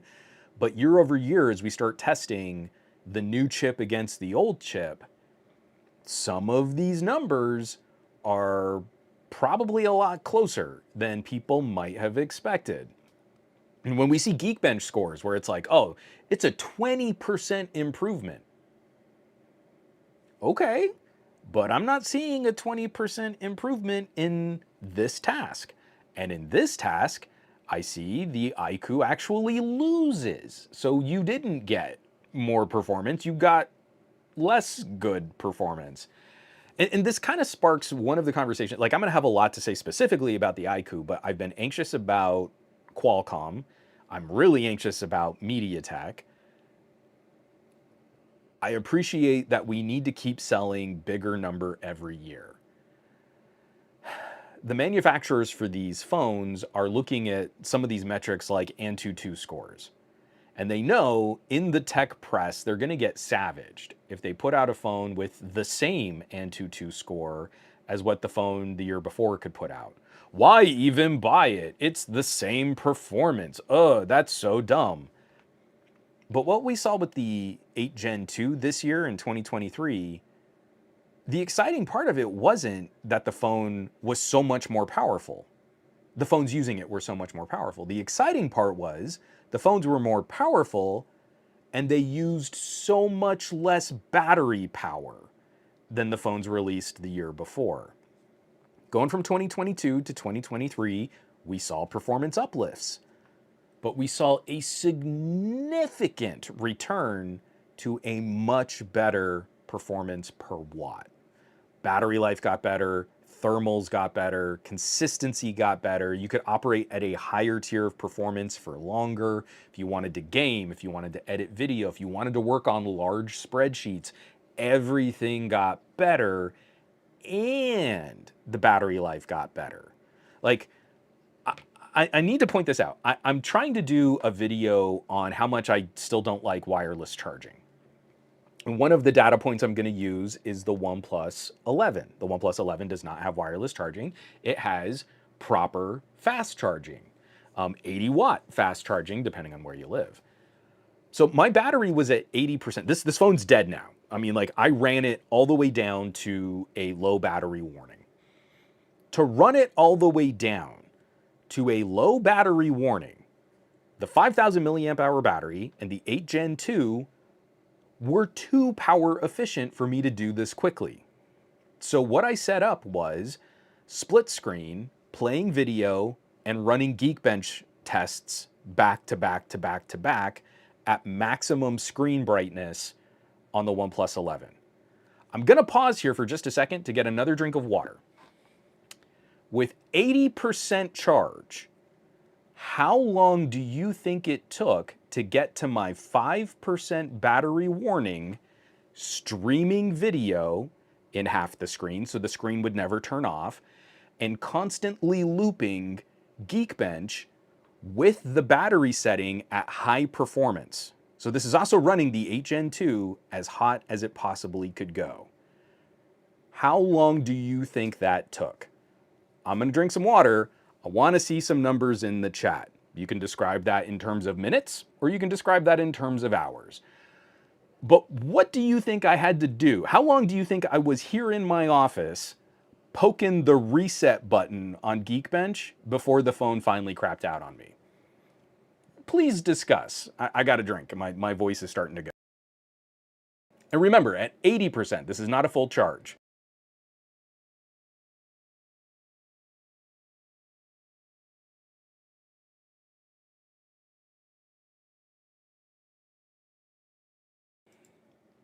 Okay, starting to get some answers in.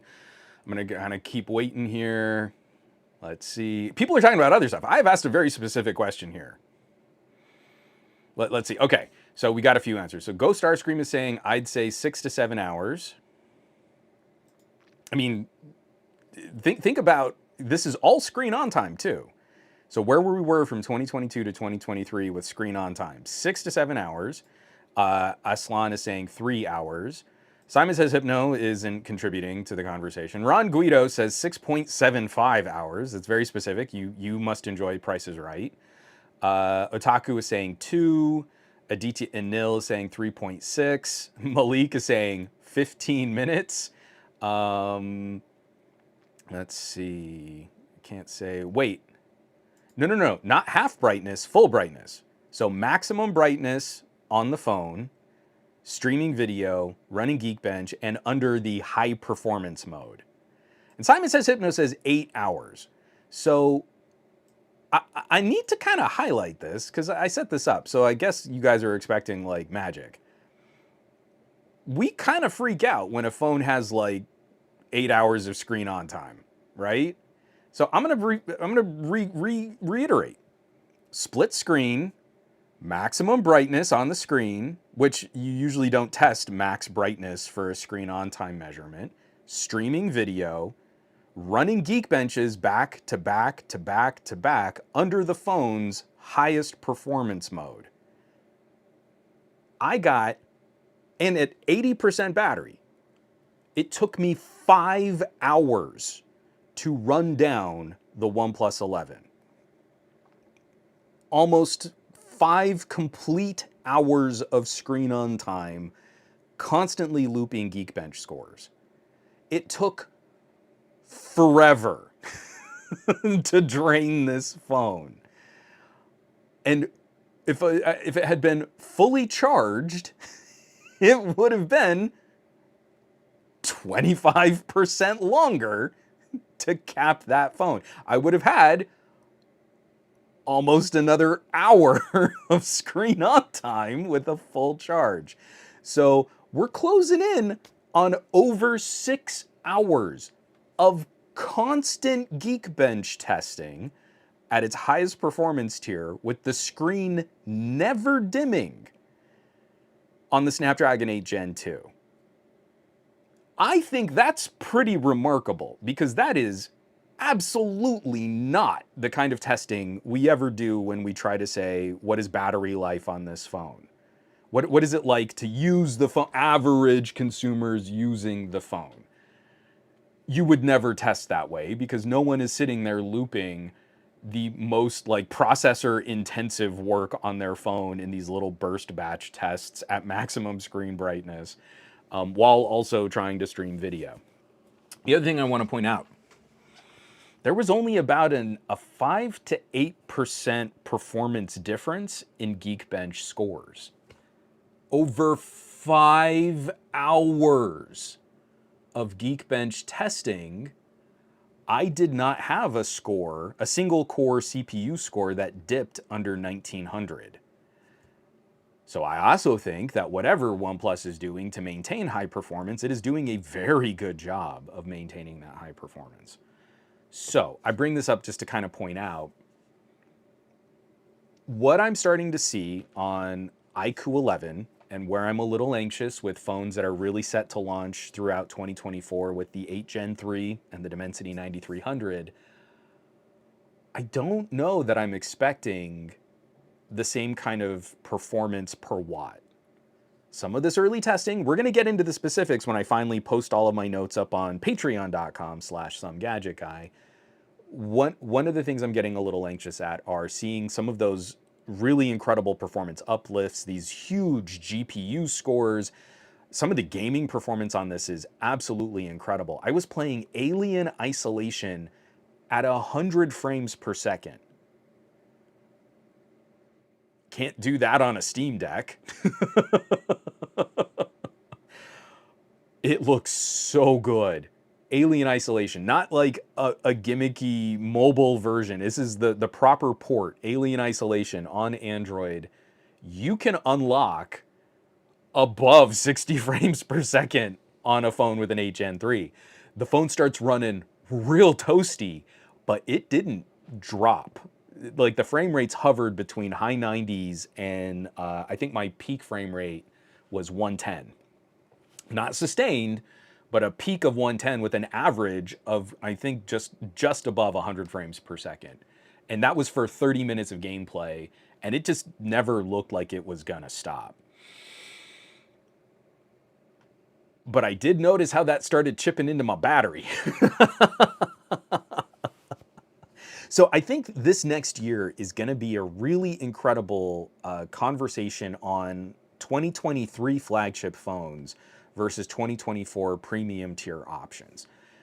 I do a much better job of summing this up at the end of my Oppo Find X6 Pro camera review.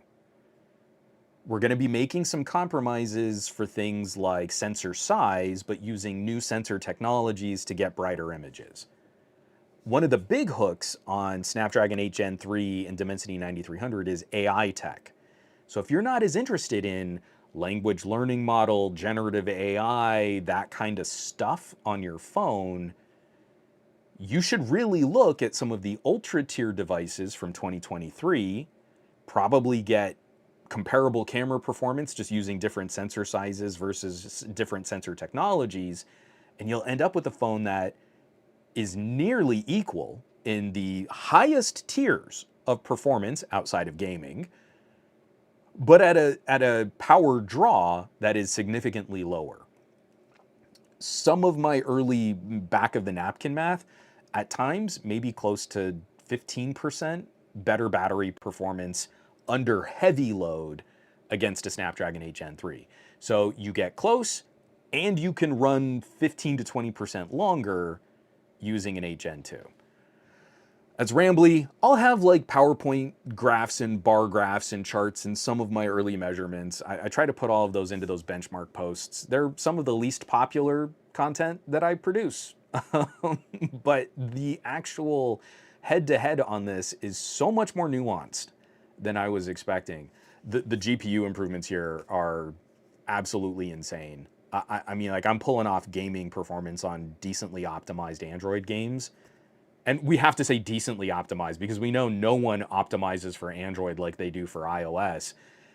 And this is outpacing like my 1660 Super. Like, I've got a GPU in my mini gaming PC behind my TV that cannot put out this kind of performance. In a pocket computer that has this teeny little mini phone battery in it, I have a Core i9 9th gen Nook with a 1660 Super GPU. The 1660 Super GPU by itself is probably drawing what? Like, if a phone is going to tap out at like 6 watts, what was the TDP on the 1660 Super? Was it a 100 watt GPU? 20 times the power? It's consuming 20 times more power to put out fewer frames in a game like Alien Isolation. I don't have that math right. I think it's probably worse. I think at full load, I wouldn't be surprised with the 16. I need to look it up now. TDP 1660 Super GPU. I need to know. Because like a phone now is freakishly power thirsty if it starts hitting like 8 to 10 watts. So what is the TDP render config? Let me just search in on the page. Find TDP. 125 watts. Okay, I wasn't too far off. I said 100 watts. I was way far off. That's 25% off. 25% wrong. A phone is designed to kind of hit 8 watts. Total system power draw. It's getting real warm if it cracks into like 8 to 10 watt power draw for a phone. The GPU in my Nook, just the GPU, not the whole system, is a 125 watt part when it's being used at full load. I am getting better sustained high frame rate performance in games like Alien Isolation on an iQOO 12, where it is probably starting to eke into 8 to 10 watt power draw. It is hot when you are gaming, when you're playing Alien Isolation at that frame rate. So what is that? Let's say it does crack into 10, it's 12 times more efficient than my gaming PC. Man, this stuff is getting so good, and we're not really putting it head to head in ways that I think consumers would understand. Like, you have so much more compute power in your pocket than you probably need over the course of your whole day. You just need some better apps to make use of it, because this is insane.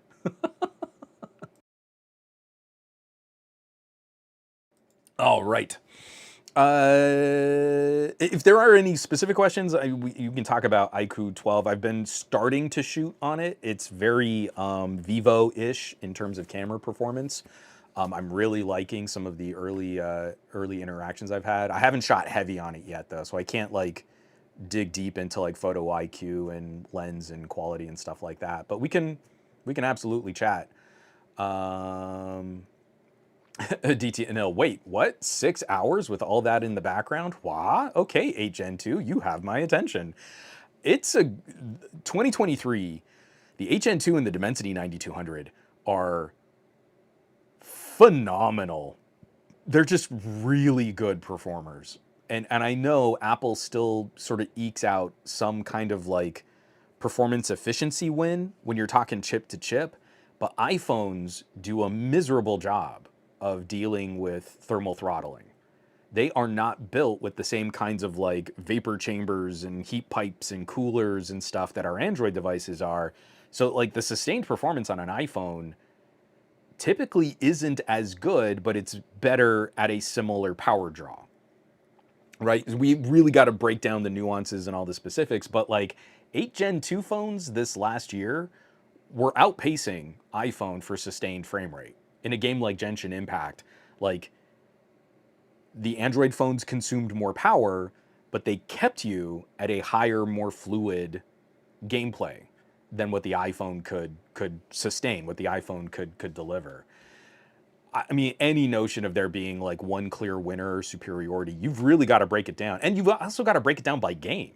Because there are a bunch of games that are not well optimized for either platform. And you've got to say, like, oh, I want it to do this, but I don't play Genshin Impact. What about the games I play? And then there are phones that perform better and worse on different kinds of games, especially once you start looking at differences for things like the amount of RAM or the type of storage that's being used. I would love to have like a little cadre of tech reviewers that were more like hardware unboxed. Not just I did all my testing on this one game, or if it is, it's like PUBG or COD. So it's like you maybe get 3 games that are discussed with any kind of regularity and consistency. And I feel like we could open that up. Like, I'm telling you, Alien Isolation at 100 frames per second looked so great. Oh man, just that opening sequence. I always kind of play out the first 20 minutes just to kind of test, like 20 minutes to half hour. And I loved like you get off the ship, you fly through space, you land on the other ship, you're walking through the corridors, and you make it to that first vent that you have to crawl through, and there's this sort of exploding fire. And at 100 frames per second, it's so pretty. The fire in space kind of floating out of this nozzle. It's real nice. I really think people would appreciate just what that looks like. I go back to like my Steam Deck LCD screen. The game can run at up to 60 frames per second, but it doesn't quite sustain 60 throughout all of those sequences on the Steam Deck. And you're like, the Steam Deck is obviously the better game playing platform for all of the games that you can play, but it does not look as nice.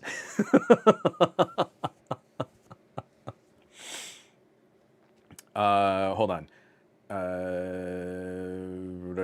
McCorcoran 3, I'm hearing conflicting info on the 8 Gen 3, some low stability scores under load, but people like Flossie Carter are climaxing all over it.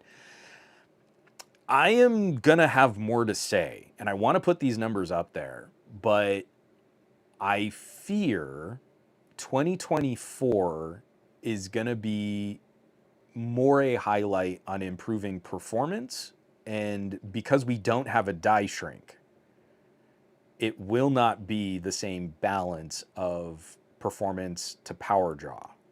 That being said, my early interactions with the iQOO 12, so much better than where we were with phones in 2022. So I don't feel this is a detrimental backslide. Like, this is not a Snapdragon 8 Gen 1. And we do need to see companies get in there, get those patches out, polish up performance. This is like crazy bleeding edge, tip of the spear. Very few regions on the planet can really shop these devices directly. I wholly expect that these numbers will improve. We saw those numbers improve with the 8 Gen 2. I mean, we're comparing the more polished and updated and patched versions of phones against the most leading, aggressively new devices that are out this year.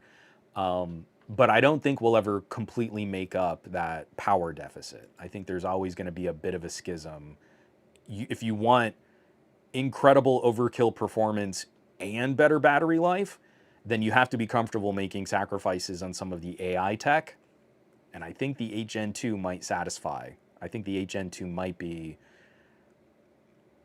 worth your consideration. The 8 Gen 2 might end up being our proper replacement for the Snapdragon 865, 870, because it's real good. Yeah, McCorkin, yeah, like an S23 Ultra for $550 on the resale market will be an interesting decision versus a $1,300 8 Gen 3, and I would be reluctant to trade in the powerhouse 8 Gen 2. That is very well summed up in my Oppo Find X2 Pro. Because there are other things to factor in too, like do you care about different kinds of screen technologies? Do you care about different kinds of camera technologies? It's a pretty good nuanced fight between different features and different components. And I think now we've got a really fun choice to play out. Last year's ultra tier phones, I mean, a 2023 ultra tier phone against a 2024 Pro tier phone is going to be a brutal showdown. And if I could get like a Xiaomi 13 Ultra, I would take a Xiaomi 13 Ultra against a Xiaomi 14 Pro. So if the pricing on this makes sense as we're flipping year over year, it's going to be a really interesting fight.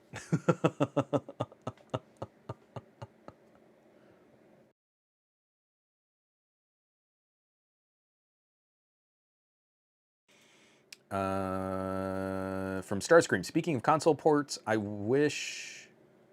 Oh, I think you mean I wish. I wish we had more proper games like Grid Autosport on phones. Grid Autosport is probably the most intensive racing game on a mobile phone, in my opinion.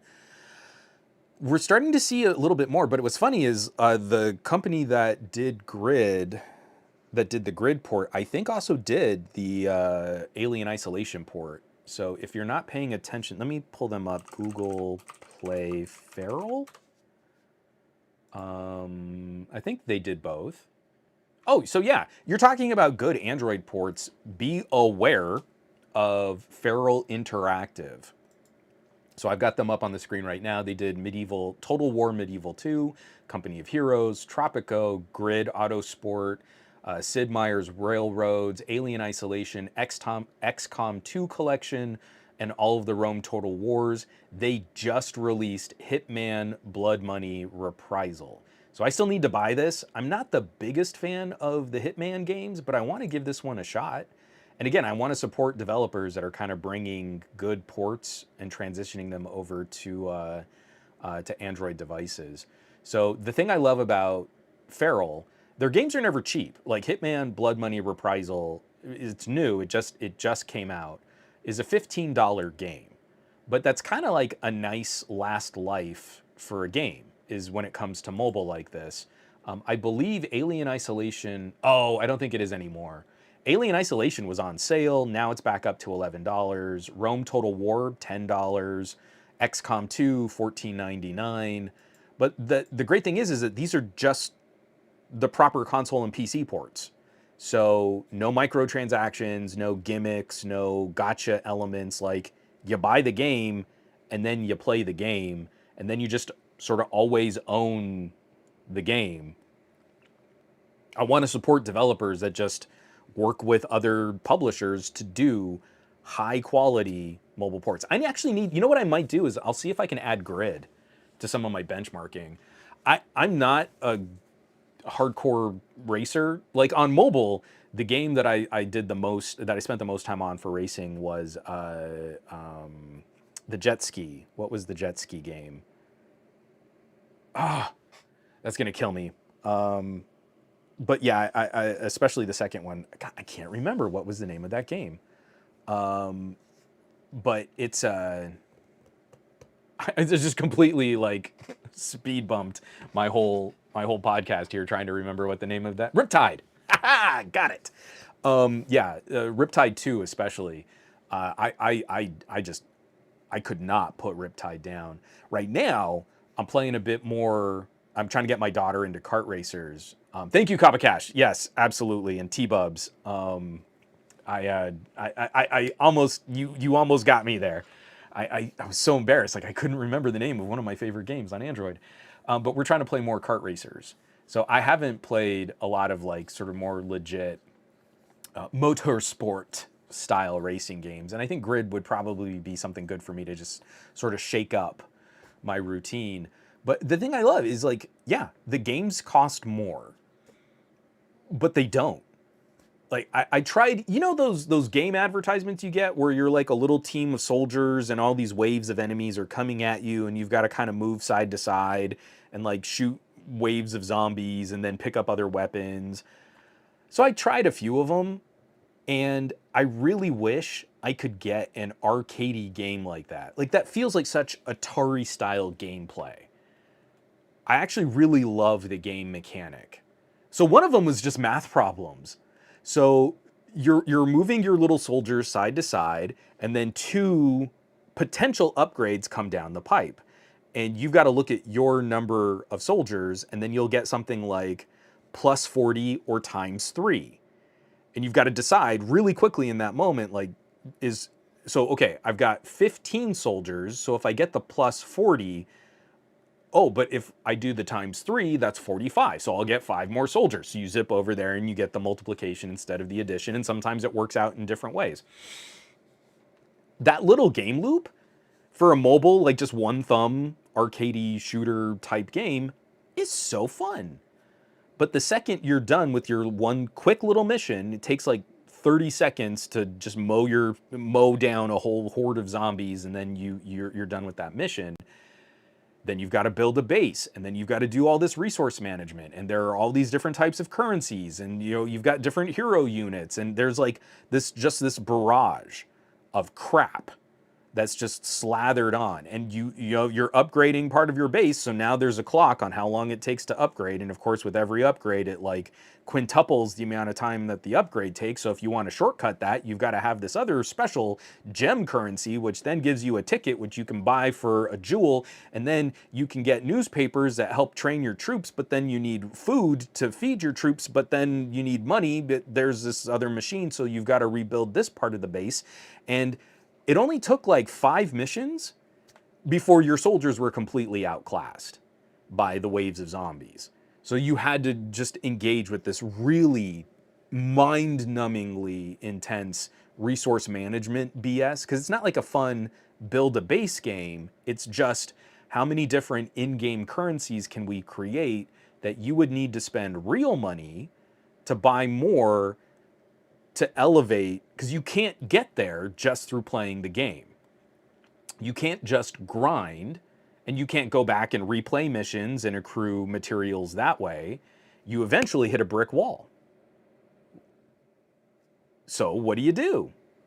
Well, I guess you stop playing the game.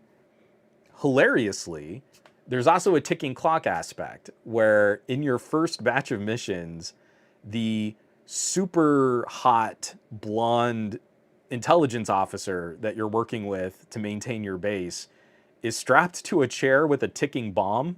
So she's already died. This sucks. I feel so bad for her.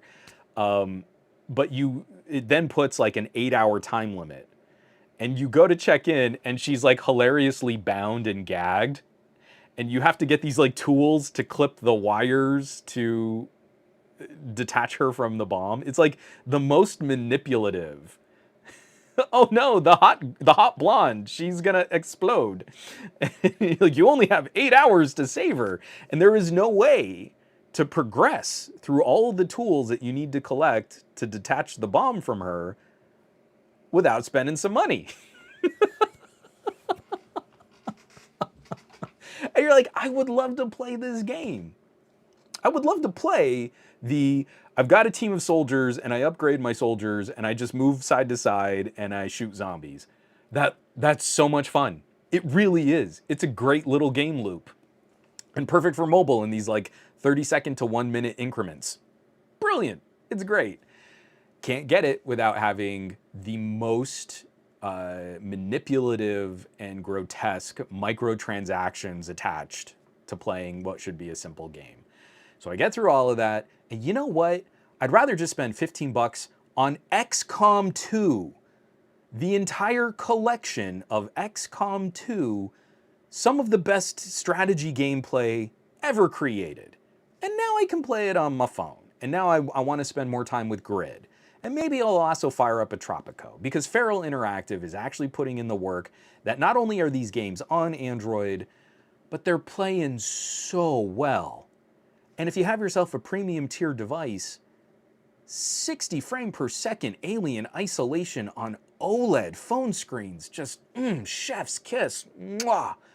If you have yourself a Red Magic or a Snapdragon 8 Gen 3 and an iQOO 12, 100 frame per second liquidy smooth, just gorgeous gameplay. And that game is $11. You get so much more enjoyment out of Alien Isolation than like buying a movie ticket. I don't know, are movies $11 where you live? I think our matinees are $9 here in Southern California. So I might have my perspective skewed on how much a movie costs. But for $2 more, I get a lot more entertainment bang for buck out of Alien Isolation than I do out of a current theater movie-going experience. Even when movies are like 3 hours long. Yeah, so that's pretty great. Oh yeah, Pakistan Grid on the Velvet with the dual screen case is just chef's kiss. Grid dual screen, so I mean, you'll pardon I think one of the last times I fired up Grid, it was on the V60. But yeah, I'm with you, dual display, mwah, just brilliant. Oh, and Sucra Fruit Pie, I think Sucra Fruit Pie, I think that's your name. Last week you brought up people wanting Civ 5 on mobile. Full Civ 6 is on mobile, and it's a great port. Is Civ 6. Who did Civ 6? Civilization 6. Wow. Play 60 turns of Civilization 6 for free. Upgrade to keep playing. So this made me nervous as soon as I saw it, that immediately under, I try to avoid games that just say in-app purchases, because this is shame on Google. Google doesn't delineate what in-app purchases are. There is a huge difference between play a demo of the game and pay to unlock the whole game versus these stupid little zombie shooters where you've got tons of micromanaging currencies that you're constantly chipping money away for resource packs and hero unlocks and random number generator BS. You can get a shard of a hero unit for $10. That should be gambling illegal for anyone under the age of 21. But what it seems Civ 6 is doing is giving you the whole game to play 60 turns, and then from there you pay to unlock the whole game. I'm trying to see if they mention, they used to have, so in-app purchases between $2 and $40 per item. I'm gonna have to load this up and see if there is like a, if there is sort of like a paywall that's being sort of applied, or if it's just like expansions or sort of game unlock. But I'm very, I did not know that Civ 6 was on Android. That's huge. And again, I love it. Right next to Civ 6 you want a little trip down memory lane, uh, Star Wars KOTOR and Star Wars KOTOR 2, and I have not heard of Layers of Fear. What is Layers of Fear? Looks like a first person, it's $10. I might need to pick this up. A first person adventure game. Oh, completely redesigned for an optimal VR experience. The player takes on the first person perspective of a psychologically disturbed painter, trying to complete his magnum opus while battling ghastly visions and a crumbling psyche. I don't know about y'all, but for the holidays, this kind of sounds like it's right up my alley. I'm gonna stop that right there before Juan maybe said too much.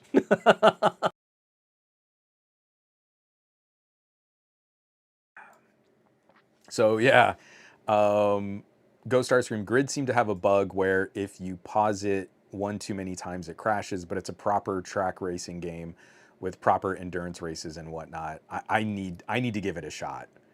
I really do. Like I'm starting to get a little bit more of an itch for gameplay like that because it's a little different than my normal patter of like twin stick shooters. I can't play first person perspective games for very long. So I adore Alien Isolation because there's lots of anxiety moments. You kind of crouch and hide. I can stop. I can kind of take a moment in some of those sequences. It's not just run and gun, constant twitch action, which is now making me vomit really, really quickly. So picking up kart racers with Lex, like we've been playing Sonic Team Racing, and now it's kind of got me a little more interested in what like a proper racer would be like. So I need to give that a shot. So I wanted to wrap this up. Flowtech. I'm sorry, I think I've lost your comment, Flowtech, but you did ask earlier and then you followed up. What was your game of the year? My game of the year. So you'll have to pardon. I get to play in such short bursts. So when I look at like my Steam stats, the game I played the most from 2022 through 2023 was Vampire Survivors. Because at most I could kind of only dedicate like a half-hour loop, and something clicked in my brain. I just loved that kind of swarm enemy defense style gameplay. And so now there's another recent update coming out for Vampire Survivors, and they're doing like a collab with Among Us. So I'm really kind of curious to see what this new adventure mode is like. I haven't picked it back up in a little while, but for 2023 proper, the other game that I have spent the most time playing, because I don't have a PlayStation 5. I was very interested in seeing like what Spider-Man 2 might be like. I went back and kind of replayed a little Spider-Man 1, especially while I was reviewing some of those mini PCs. But the game I just keep coming back to is RoboCop. It is not a revolutionary first-person shooter. It does not dramatically change the genre in any way. I am of the right age and mindset to really be into the hyper violence, the retro futuristic hyper violence of the RoboCop world.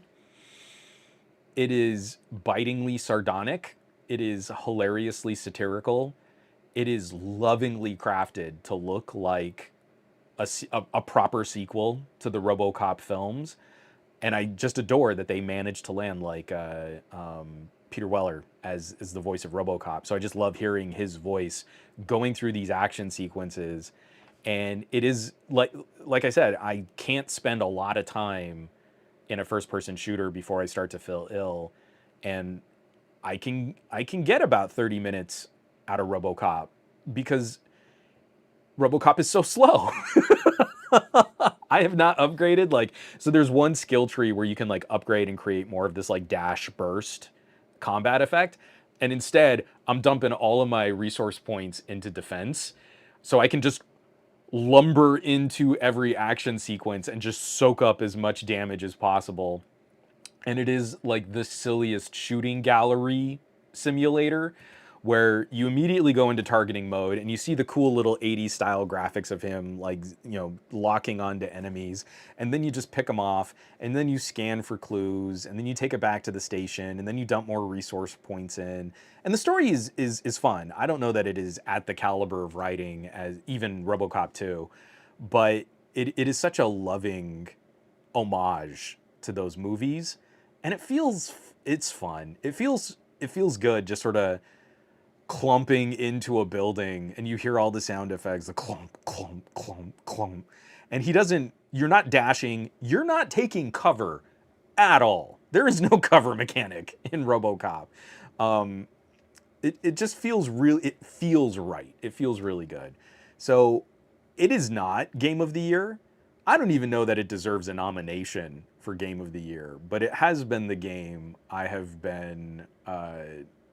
I've been picking up the most this year. That's the game where I haven't just cheated by saying, oh, well, I like playing these games on my Steam Deck because I love the portability of the Steam Deck, so that's kind of influencing what types of games I like to play. I am making an effort to come back to my workstation with the more beefy components so that I can play it on an ultra wide monitor, and it's just dumb fun. It really is great. From Haas Sam, any thoughts on the Beeper Mini Saga? I exhausted caring about the Beeper Mini Saga by posting on social media, and I guess if people want to hear my rambling, aggravated assessment of the situation, you'll find the ugliest version of that over on Threads. But I also posted a few similar things over on Mastodon. Surprisingly, people on Mastodon weren't as aggressively supporting Apple in terrible business practices as people on Threads. But I just don't feel like I care to mention anymore. It's a bad look. It sucks, and I wish Apple could be taken to task better for interoperability. They are now actively becoming a barrier for people to communicate with each other here in the United States. The rest of the world, they all moved on. It's us Americans. We're getting kind of shafted. Adichie Inil, wasn't Game of the Year not Spider-Man 2? You know what's funny is, like, the reactions to Spider-Man 2, I feel like there's an appropriate level of criticism where Spider-Man 2 is not as revolutionary to this open world gameplay as Spider-Man 1 was. And I think that's fair.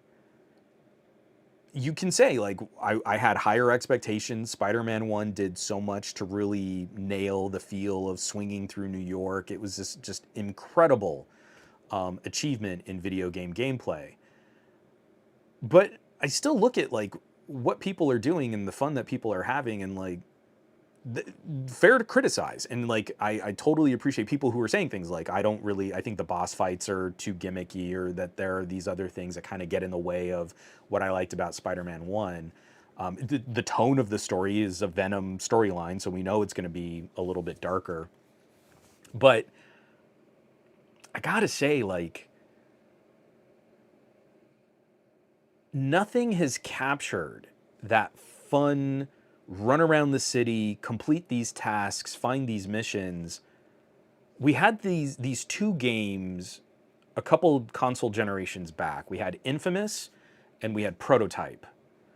I was a Prototype guy, but I really liked Infamous. I think more people were into Infamous, and maybe they appreciated Prototype as sort of the clone of that open world power-up combat style. Prototype is not a great game, but it's a really good open world power-up mutation simulator.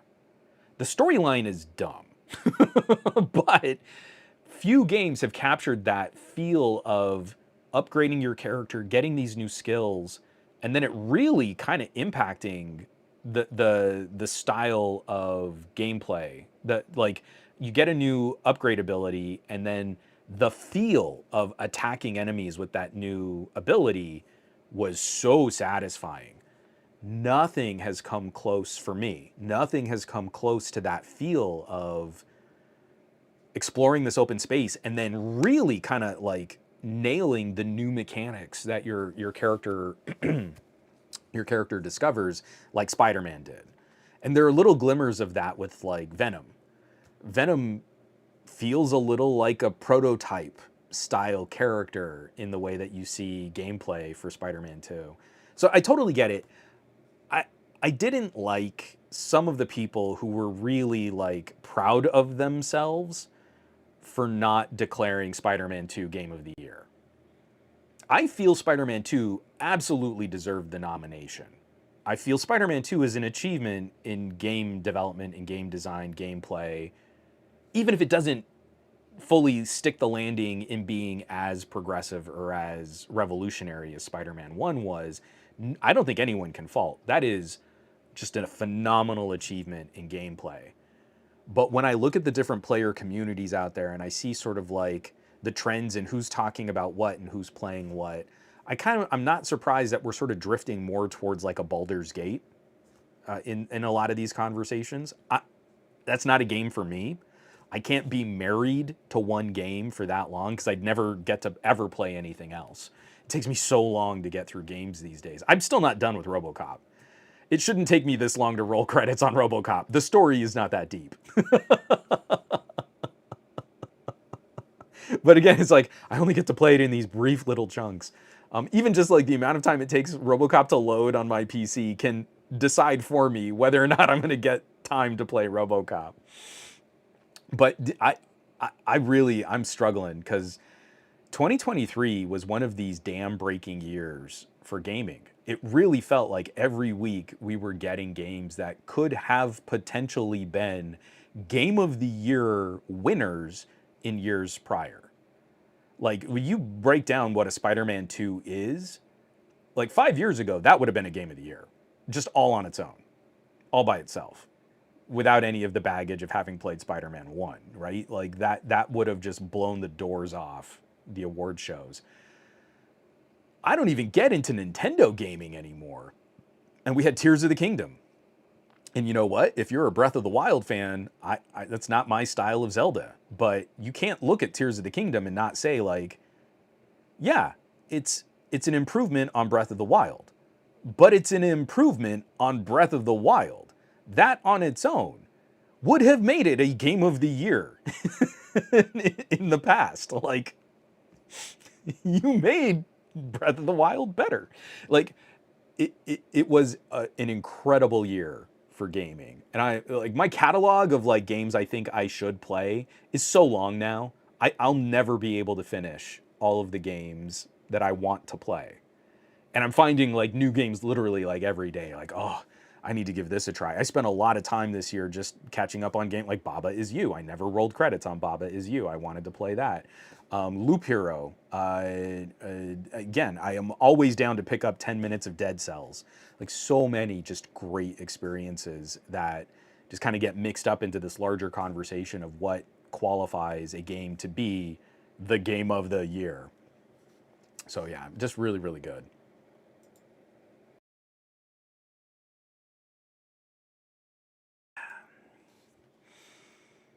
A DTNL. Like, there was a time prior to my last final exam where I was playing Vampire Survivors for 50 minutes a day in one go on my phone. Because it's real good. It's real good. I like it a lot. Vampire Survivors is so good. I was so proud of Lex when she finally got to a Reaper. She was like, I beat the game! I beat it! It was so cute. Oh, McCorcoran, no mention. No, Starfield didn't even get a nomination. That one I wasn't sure. Again, I feel there is a certain contingent of criticism that maybe isn't completely fair for Starfield, but it is a very nuanced conversation for the incredible quantity of extremely high quality games that we got this year. So whether or not we put all our stock in like a Game Awards type award show, I still feel like you can point to Starfield as being a pretty incredible achievement, but one that will likely, I feel like it's going to be more in line with like a No Man's Sky or a Cyberpunk, where the game was really ambitious and there was no way to stick the landing on all of that ambition right at launch. And in 2 years, are we going to be talking about patches and updates and mods for Starfield that completely change up the player experience? And we talk about it more like we do Cyberpunk now. I think that there's a game that comes out that's amazing to play. And I had so much fun with RoboCop. I'm not expecting anything from RoboCop after I finish it. I'll be done. But a game like Starfield, I feel is sort of, you're buying into the promise of what's to come. And that's dangerous. You know, sometimes you're going to have your heart broken when the developers don't stick the landing, but sometimes you end up with No Man's Sky, and again, a player community that just adores what that game has become, even though it was kind of pants on head stupid when it launched. And that's complicated. And in a couple years, we're going to have GTA 6 just completely blown away.